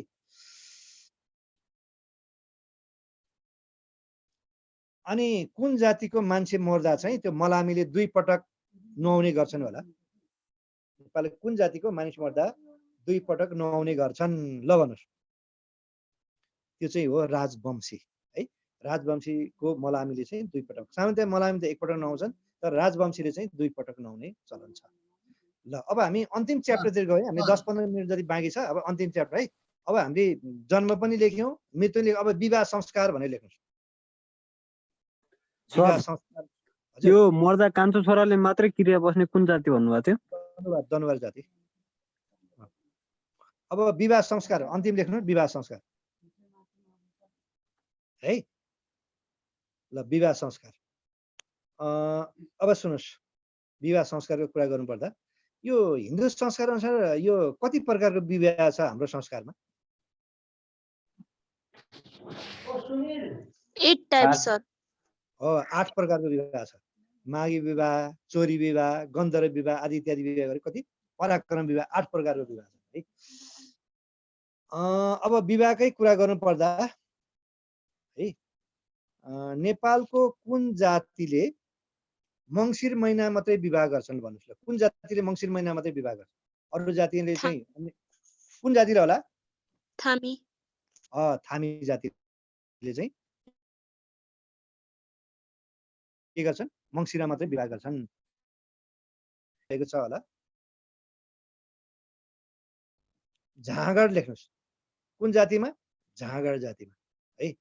अनि अर्को लेख्नुहोस्, काठको मुड्कोलाई है, काठको मुड्कोलाई बेहुला मानि बिहे गर्ने चलन कुन जातिमा रहेको छ होला?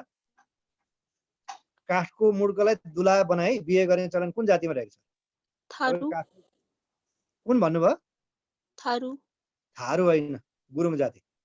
गुरुङ जातिहरूले चाहिँ काठको मुड्कोलाई पनि बेहुला बनाएर बिहे गर्ने चलन छ। मानिलिनुहोस् उनीहरूको मामा चेली फुपू चेली चल्छ, उसको फुपूको छोरा मानिलिनुहोस् बाहिर गएछ विदेशमा, लाहोर गएछ, लाहोर आउनुभन्दा पहिले नै काठको त्यसलाई मानेर बिहे गर्ने यस्तो चलन छ।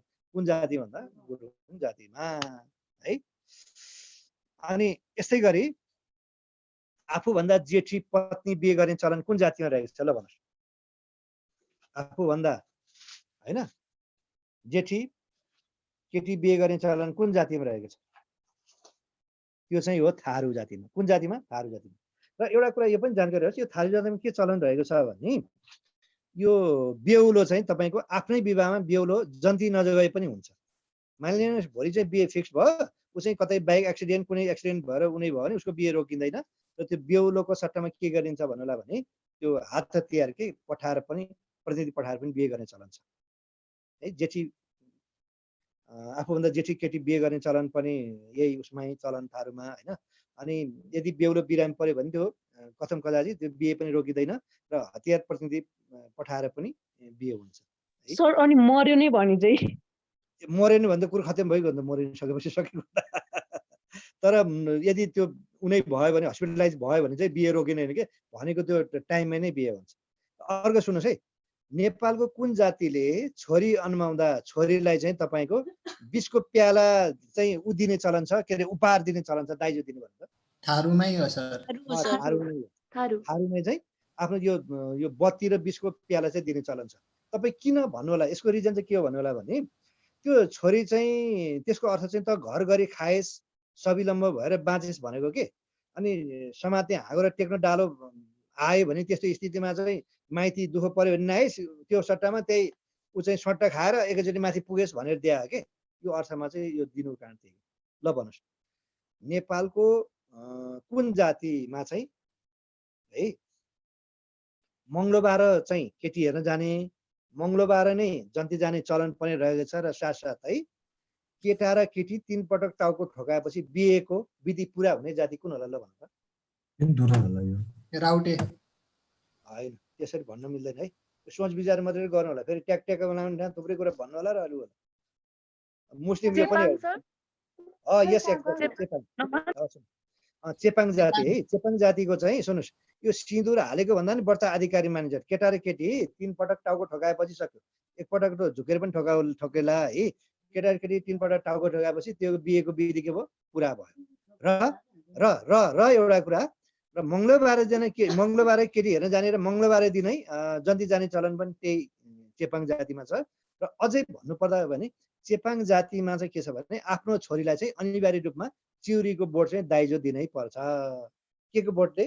चिउरीको बोट।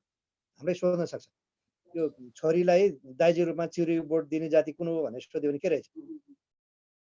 ल भन्नुहोस् त किन चिउरीको बोट दिएको होला यो उहरूले चेपाङहरूले आफ्नो छोरीलाई दाइजो रूपमा भन्नुहोस्? बिरामी त्यो कसैलाई रोपेर खा भनेर कि अब त्यो के भन्नुभयो अरे? भन्नु न अलिक खास रिजन भन्नु न अलिकति पत्याउने खालको हुनु पर्यो भनेर सर खान पाइनस् भने त्यही चिउरीको बोट के अरे त्यही चिउरी खानु अनि घाँस दाउराको लागि त्यसकै सेउला काट्नु भनेर। कुरो त त्यस्तै हो खासै यस्तो सुन्नुहोस्। अब कसैको छोरी अर्को घरमा गएपछि बुहारी भयो उसले त दुःख पाउँछ भनेर नि उसले माइतीले के गर्यो भने त्यो चिउरीको बोट चाहिँ चाँडै 4-5 महिना 5-7 महिना हुर्किन्छ होइन। कहिलेकाहीँ गाई बस्तु चराउन टाढा जानु पर्यो भने अल्छी लाग्यो भने त्यसकै होइन स्याउलो भनौँ न घाँस काटेर हाल्दै पनि भयो। बुहारी मान्छे भोक लाग्यो भन्नु पनि नमिल्ने सुरुमा हो। अनि त्योबाट के फल्छ? फल फल्छ त्यही खाए पनि भयो। कहिलेकाहीँ तरकारी पकाउँदा फेरि भनौँ न तेल भुट्नु सकेला तर त्यो चिउरीको जुन त्योबाट चाहिँ फलबाट पेल्यो भने तेल पनि आउँछ कि। थुप्रै यो सर्वगुण सम्पन्न भएको हुनाले गर्दा चिउरीको बोट दिनुको खास कारण चाहिँ हेर्ने है यो जानकारी। फल्नुभन्दा अगाडि भोक लाग्यो भने त ए त्यस्तो त हुँदैन त्यो जाँचमा सोध्दैन यो त मैले तपाईँलाई खास गरी यो पो भने त कहाँ त्यो कुरो नेपालको सुन्नु है रमाइलो छ यो पाठ। कुन जातिमा चाहिँ यो सन्धिहरू लडाइँ गर्ने गर्छन् भन्नु त? बिहेको बेलामा कुन जाति चाहिँ सन्धिहरू लडाइँ गर्ने गर्छ? पहिला सुरुसँग त पक्का पुक्का हान्छ पछि त माग्रा मुरी नै पर्छ। ल भन्नुहोस्। कुमाल यस एक्ज्याक्टली कुमाल जातिमा है। कुमाल जातिमा चाहिँ सन्धिहरू के गर्छन्? लडाइँ गर्ने गर्छन्। अब म तपाईँलाई सोधौँ है त नेपालको कुन जातिमा चाहिँ बेहुला अनुमाउनुभन्दा अगाडि चाहिँ गधाको पूजा गर्ने चलन रहेको छ ल भन्नु त? नेपालको कुन जातिमा बेहुला अनुमाउनुभन्दा अगाडि चाहिँ गधाको पूजा गर्ने प्रचलन रहेको छ? कुन होला? कुन होला भनेर भन्नुपर्दा त्यो जाति चाहिँ हो तपाईँको मारवाडी है। मारवाडीहरूको चाहिँ बेहुला अनुमानभन्दा चाहिँ गधाको पूजा गर्ने चाहिँ के छ? प्रचलन छ। ल भन्नुहोस् यो लतार्ने बिहे नेपालको कुन जातिमा रहेको छ? हुन त यो अहिले हराउँदै आइसक्यो।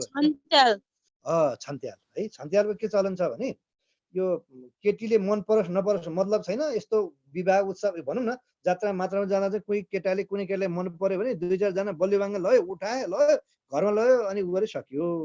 कुन जातिमा यस्तो चलन छ भन्दा चाहिँ छन्त्याल जातिमा है। र वास्तवमा छन्त्याल हो चाहिँ के देख्न चाहिँ ठ्याक्कै मगर जस्तै देखिन्छ उनीहरूको सबै आनी बानी बिहो तर एक्ज्याक्ट मगर होइन।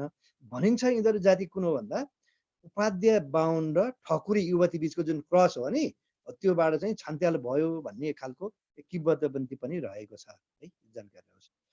ल भन्नुहोस् त नेपालको कुन जातिको बिहेमा होइन जातिको बिहेमा केटालाई है कुन जातिको बिहेमा अनि तपाईँले केटालाई चाहिँ तपाईँको कालो मोसो दलेर जन्तीको स्वाद गर्ने प्रचलन रहेको छ। नेपालको कुन जातिको बिहेमा त्यो बेहुलोलाई यस राजवंशी त्यहाँ भाइले त्यो हुन्छ कि हुन्न भनेर लेख्नु राजवंशी नै हो। राजवंशीको बिहेमा चाहिँ त्यो बेहुलोलाई कालो मोसो दलेर जन्तीको स्वाद गर्ने प्रचलन रहेको छ है। अब भन्नुहोस् त सुपारी बिहे नेपालको कुन जातिमा प्रचलित छ? यो धेरै पटक सोधेको क्वेसन है। सुपारी बिहे नेपालको कुन जातिमा प्रचलित रहेको छ? Any guesses? धिमाल हो धिमाल है। धिमाल जातिमा। अब सुन्नुहोस् अब सुपारी बिहे भने के हो म तपाईँलाई ब्रिफिङ गरेछु है 2 लाइन। केटा र केटी इट्स ओके कुरो पक्कै भएपछि एकले अर्कोलाई चाहिँ सुपारी दिन्छ। त्यो सुपारी दिएपछि 1 इन्च पनि बेमान गर्न पाइँदैन मानिलिनु हो। सुन्नुहोस् है अब त्यो दुई पक्षले सुपारी लियो हो। अब भोलि जन्ती जानु छ त्यो केटाले चाहिँ अर्कै केटीलाई लिएर चाहिँ हिँड्दियो अर्को कुनै प्रेमिका रहेछ बिहे हिँड्दियो भने त्यो सुपारी दिएको केटीलाई जिन्दगीभर त्यो पाल्ने चाहिँ सम्पत्ति दिनुपर्छ। यो एउटा कुरा। अनि अर्को कुरा अनि यताबाट चाहिँ जन्ती गयो हो अनि उताबाट चाहिँ त्यो केटीको कुनै एउटा केटा रहेछ अर्कैसँग चाहिँ भागेर गयो भने त्यो चाहिँ डोली रित्तै फर्काउनु हुँदैन। त्यो माइतीले चाहिँ त्यो भनौँ न त्यो बेहुली पक्षले चाहिँ कुनै पनि चिज चाहिँ दिनै पर्ने हुन्छ। यस्तो खालको चलनलाई भन्छ सुपारी बिहे है। अब भन्नुहोस् अब इन्ट्रेस्टिङ अब म टुङ्ग्याउँछ है। नेपालको कुन जाति हजुर कुन जातिमा?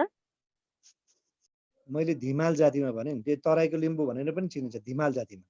अनि अर्को सुन्नुहोस् नेपालको त्यो कुन जातिमा केटी माग्न जाँदा त्यो केटोलाई ज्याम सिस्नो पानी हानेर सहनशीलताको परीक्षा लिने चलन नेपाल कुन जातिमा रहेछ? नेपालको कुन जातिमा त्यो केटी माग्न जाने जुन केटोलाई झ्याम्की ज्याम त नलेख्नुहोस् फेरि मोहल्ला होइन सिस्नोफानी हानेर त्यसको सहनशीलताको परीक्षा लिने चलन छ सहनशीलता सह्यो भने सिस्नोफानी सह्यो भने केटी दिने होइन होइन भने नदिने यस्तो खालको प्रचलन नेपालको कुन जातिमा रहेको छ ल भन्नु होला त्यो जाति हो लेप्चा जाति मैले भनेको थिएँ लेप्चा भनेको नेपालको इलाम जिल्ला मात्रै पाइन्छ कुन जातिमा लेप्चा जातिमा यस्तो खालको प्रचलन छ र तपाईँ अझ अर्को एउटा कुरा भनौँ अनि त्यो झ्याम्की ज्याम त हाने सिस्न पानी तर बिहे भइसकेपछि 6 महिनासम्म चाहिँ ज्वाइँलाई तपाईँको उसमा ससुरालीमा राख्नुपर्छ र प्रत्येक दिन चाहिँ तपाईँको त्यसको त्यो सोध भर्न भन्छ नि घिउ र भात खुवाउनुपर्छ त्यस्तो खालको प्रचलन छ कुन जातिमा भन्दा लेप्चा जातिमा र अन्तिम भन्नु है तपाईँलाई थुप्रै छ त्यो हाइन्सआउटमा पनि पाउनु होला ल भन्नुहोस् नेपालको कुन जातिको लोग्ने मान्छेले वनचौरीले दारी काट्ने गर्छन् यो भन्दा जोक भने जस्तो लाग्छ तर चाहिँ कुरो सत्य हो प्रश्न बुझ्नुभयो नेपालको कुन जातिको लोग्ने मान्छेले वनचौरीले दारी काट्ने गर्छ ल भन्नुहोस् कुन जाति होला वनकरिया भनेर भन्न मिल्दैन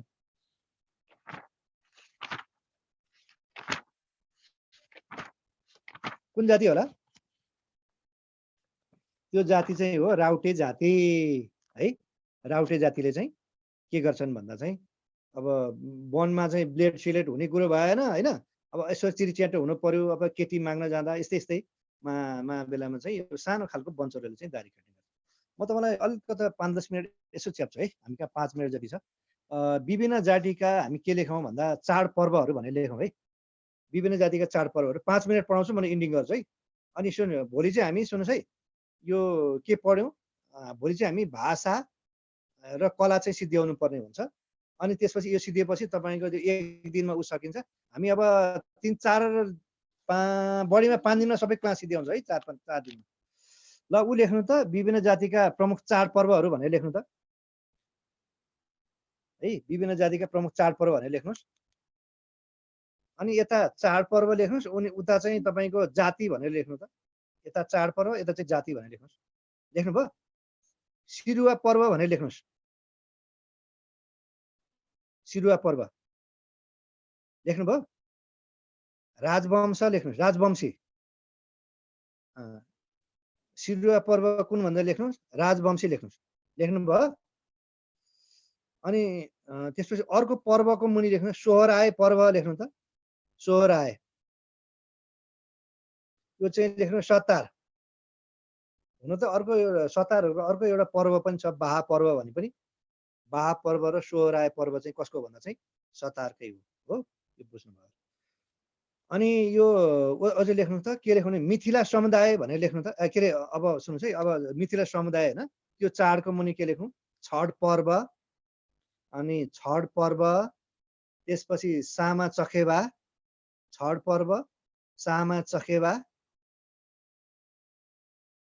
है यो पर्व कुन भन्दा चाहिँ लेख्नु सुदूरपश्चिम समुदाय छठ पर्व र सामे चखेबा कुन भने सुदूरपश्चिम समुदाय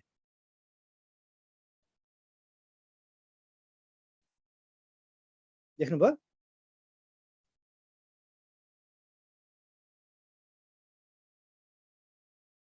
अनि अर्को जात्री पर्व लेख्नुहोस् जात्री पर्व चाहिँ धिमालको लेख्नुहोस् जात्री पर्व कसको भन्दा चाहिँ धिमालको अनि अर्को भुवा पर्व लेख्नुहोस् भुवा पर्व चाहिँ ब्यासी जातिको भुवा पर्व चाहिँ कसको भन्दा चाहिँ ब्यासी पर्वको के अरे ब्यासी जातिको अनि एउटा कुरा भन्न छुटेको छु यो जुट शीतल भन्ने पर्व पनि उसकै हो है यो मैथिली समुदायको जस्तो अब उनीहरूको 6 गते भव्य रूपमा मनाउँछन् सामतिर छठमा चाहिँ अब सूर्यको पूजा हुन्छ यहाँले सबैलाई थाहा होला है अब उ चाहिँ अब अर्को पर्व लेख्नुहोस् गौरा पर्व ल भन्नु गौरा पर्व कुन क्षेत्रको पर्व होला गौरा पर्व भन्नु त सुदूरपश्चिम सर यो पनि सुदूरपश्चिमको हो पर्व चाहिँ कुन हो गौरा पर्व अनि हुन त अर्को एउटा पर्व पनि छ उनीहरू नयाँ वर्ष दिन सिस्नो पाल्ने हाने एउटा पर्व पनि छ तपाईँले सुन्नुभयो होला ल खरि जेसुकै होस् है ल अब ऊ लेख्नुहोस् अब तोरण ल पर्व लेख्नुहोस् तोरण ल यो चाहिँ थकाली लेख्नुहोस् तोरण ल पर्व मुख्य कुन जातिको भन्दा थकाली भनेर लेख्नु लेख्नुभयो कुन जातिको रहेछ थकाली अब थकाली पछि चाहिँ अर्को चाहिँ लेख्नुहोस् तपाईँको गण र गौर पूजा। गण र गौर पूजा यो चाहिँ लेख्नु मारवाडी जातिको है। गण र गौर पूजा कुन जातिको भन्दा मारवाडी जातिको। अनि अर्को एउटा छनाम भन्ने सुन्नुभयो होला है। छनाम भनेको चाहिँ तपाईँ नुहागी पर्व, यो चाहिँ चेपाङ लेख्नुहोस्। चेपाङको मुख्य पर्व चाहिँ कुन हो भन्दा चाहिँ लेख्नुहोस् नुहागी पर्व। नुहागी अथवा छनाम। अनि तपाईँले ऊ सुन्नुभयो होला होइन, गुरुङहरूको मुख्य पर्व के होला थाहा छ यहाँलाई? धेरैलाई थाहा हुनुपर्ने हो। लोसार भन्ने सुन्नुभएको छ? लोसार चाहिँ तीनवटा जातिले खास गरी मान्छन् होइन। लोसार, तमु लोसार भनेको चाहिँ गुरुङ जातिले है। यो तमु लोसार चाहिँ जहिले पनि कहिले पर्छ भन्दा यो चाहिँ जहिले पनि पुस 15 पर्छ। तमु लोसार है। कहिले तमु लोसार कुन जातिको भन्दा गुरुङ जातिको। कहिले पर्छ? पुस 15 पर्छ। अनि अर्को टहटे पर्व पनि गुरुङहरूकै हो है। टहटे पर्व पनि गुरुङहरूकै हो, तर यो चाहिँ तपाईँ बुद्धिस्ट गुरुङहरूले मात्रै मान्छन् टहटे पर्व है। अनि तपाईँले अर्को एउटा सुन्नुभयो होला सोनाम लोसार भन्ने सुन्नुभएको छ? यो कुन जातिको हो यो पर्व सोनाम लोसार? तामाङको। तामाङ। अनि त्यसपछि अर्को सुन्नुभयो होला, त्यसपछि ग्याल्बो लोसार चाहिँ कुन जातिको पर्व हो मुख्य? शेर्पा। शेर्पा जातिको है। यसै गरी तपाईँको भन्नै पर्दा उँधौली उँभौली चाहिँ कुन जातिको मुख्य पर्व होला? राई लिम्बू। राई लिम्बूको चाहिँ होइन राई। उँधौली उँभौली भनेको चाहिँ राई है। र यो उँधौली उँभौली भनेको त राई, यसलाई साकेला पर्व पनि भन्छ है। साकेला पर्व र उँधौली उँभौली त्यही हो। तपाईँले कुरो बुझ्नु होला उँधौली उँभौली भने के हो भनेर भन्नुपर्दा यो चाहिँ वैशाख पूर्णिमा र मङ्सिर पूर्णिमा मनाउँछन् है। वैशाख पूर्णिमा के अरे मङ्सिर पूर्णिमा चाहिँ उँधौली पर्व, राईहरूले उँधौली पर्व। उँधौली भनेको यो पहाडको जुन जीव जन्तुलाई एकदम जाडो हुन्छ नि, न्यानो खोज्दै खोज्दै तराईतिर जान्छ, यो चरा माछाहरू छ नि, त्यसलाई उँधौली भन्छ।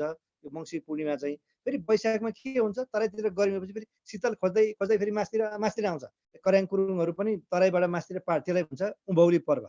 वैशाख पूर्णिमा चाहिँ उँभौली पर्व, मङ्सिर पूर्णिमा चाहिँ उँधौली पर्व। अनि ल भन्नुहोस् लिम्बूको मुख्य पर्व के हो भन्दा चाहिँ चासो है। लिम्बूको मुख्य पर्व के हो भन्दा चाहिँ चासो। गठेमङ्गल कुन जातिको प्रमुख पर्व होला ल भन्नु त? गठेमङ्गल नेवार। नेवार है। नेवारहरू चाहिँ नेपालमा सबभन्दा धेरै जात्रा के भन्छ पर्व मान्ने जाति नै नेवारहरू हो है। यिनीहरूको गठेमङ्गलहरू भने सबै पर्व चाहिँ वारतिर आउँछ कि।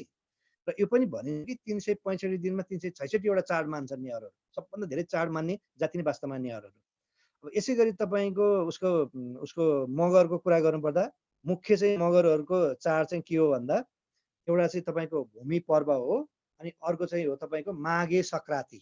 भूमि पर्व माघे सङ्क्रान्ति, अर्को हो चिन्डिके डुब्के भन्ने पर्व पनि मगरकै हो है। सुन्नुहोस् है, माघे सङ्क्रान्ति है, सङ्क्रान्ति होइन सङ्क्रान्ति, माघे सङ्क्रान्ति भूमि पर्व। भूमि पर्व चाहिँ सामान्यतः यो रोल्पा रुकुमतिर मात्रै बढी यो के मान्दछन्। र अर्को चिन्डिके डुब्के, मगर भाषामा चिन्डिके डुब्के भनेको चिन्जान र भेटघाट हो। कहिलेकाहीँ तपाईँले यो नि सोध्न सक्छ चिन्डिके डुब्के तल्कामध्ये कुन जातिको पर्व हो भनेर सोध्यो भने यो चाहिँ कुन जातिको भन्दा चाहिँ मगर जातिको हो। र तपाईँको अन्तिमतिर भन्नुपर्दा अब थारूहरूको मुख्य पर्व कुन हो? माघे सङ्क्रान्ति। माघे सङ्क्रान्ति होइन, माघी पर्व है। माघे सङ्क्रान्ति भने चाहिँ मगरहरूको, माघी पर्व कुन भन्दा चाहिँ थारू नयाँ वर्षको रूपमा लिन्छ है। उनीहरूको नयाँ वर्ष पनि हो भन्दा पनि हुन्छ। र तपाईँको साउने सङ्क्रान्ति चाहिँ मुख्य पर्व कुन जातिको भन्दा त राउटे जाति। ल यो 7:30 पनि कटिसक्यो है। भन्दै आजको क्लास यही मैजाहरू गरौँ। अब म तपाईँहरूलाई मुख्य रूपमा पढाउने चाहिँ के छ भन्नुपर्दा यो भाषा साहित्य कला छ होइन। अनि त्यसपछि भाषा साहित्य कला, अनि त्यो जो कृषि अनि सञ्चार के छ त्यो एउटा भयो। अनि करेन्ट एफेयर त झन्डै हामी 3 घन्टा नै पढ्नुपर्ने हुन्छ होइन। अब हामी कम्ती पनि 4-5 वटा क्लासमा चाहिँ लगभग चाहिँ सिद्ध्याउनु पर्छ, जानकारी रहोस् है त। ल भन्दै आजको यो क्लासलाई म यहीँ बिट मार्छु र तपाईँहरूको माझबाट म ओजेल पर्न चाहन्छु। सर यो हिजो अस्तिको छुटेको कसरी ल्याउने सर? हिजो अस्ति छुटेको चाहिँ तपाईँको ह्यान्डआउटबाट पाउनुहुन्छ, ह्यान्डआउटबाट अथवा पिडिएफ फाइलबाट पठाइदिनुहुन्छ विज्ञानबाट, नभए साथीहरूबाट पनि उनी गर्नु होला होइन। तपाईँ के आजबाट मात्रै जोइन हुनुभयो हो र? बिचमा तिहार मनाउन घरतिर गएको थिएँ सर, गाउँतिर नचलेर अब साथीहरूबाट अलिकति होला तपाईँ असहीको लागि कि क्याडेटको लागि हो इन्सपेक्टरको लागि सर। इन्सपेक्टर अझै टाइम छ होइन अलि टाइम छ नि कमसेकम एटलिस्ट तपाईँलाई टाइम छ सरहरूबाट यो उनी गरेर माग्नुहोस् होला म करेन्ट एफेयर्सको चाहिँ म 2-4 दिनभित्र म 7-8 गतेतिर म तपाईँलाई दिन्छु पठाइदिन्छु होइन र अरू चाहिँ दिइसकेको छ यो ठुलो कुरो होइन कि अरू चाहिँ उनीहरू गफ गरौँला होइन तपाईँहरूको अलिकति टाइम छ नि त इन्सपेक्टरको त ल है आजलाई म बिदा भएँ है त यहाँबाट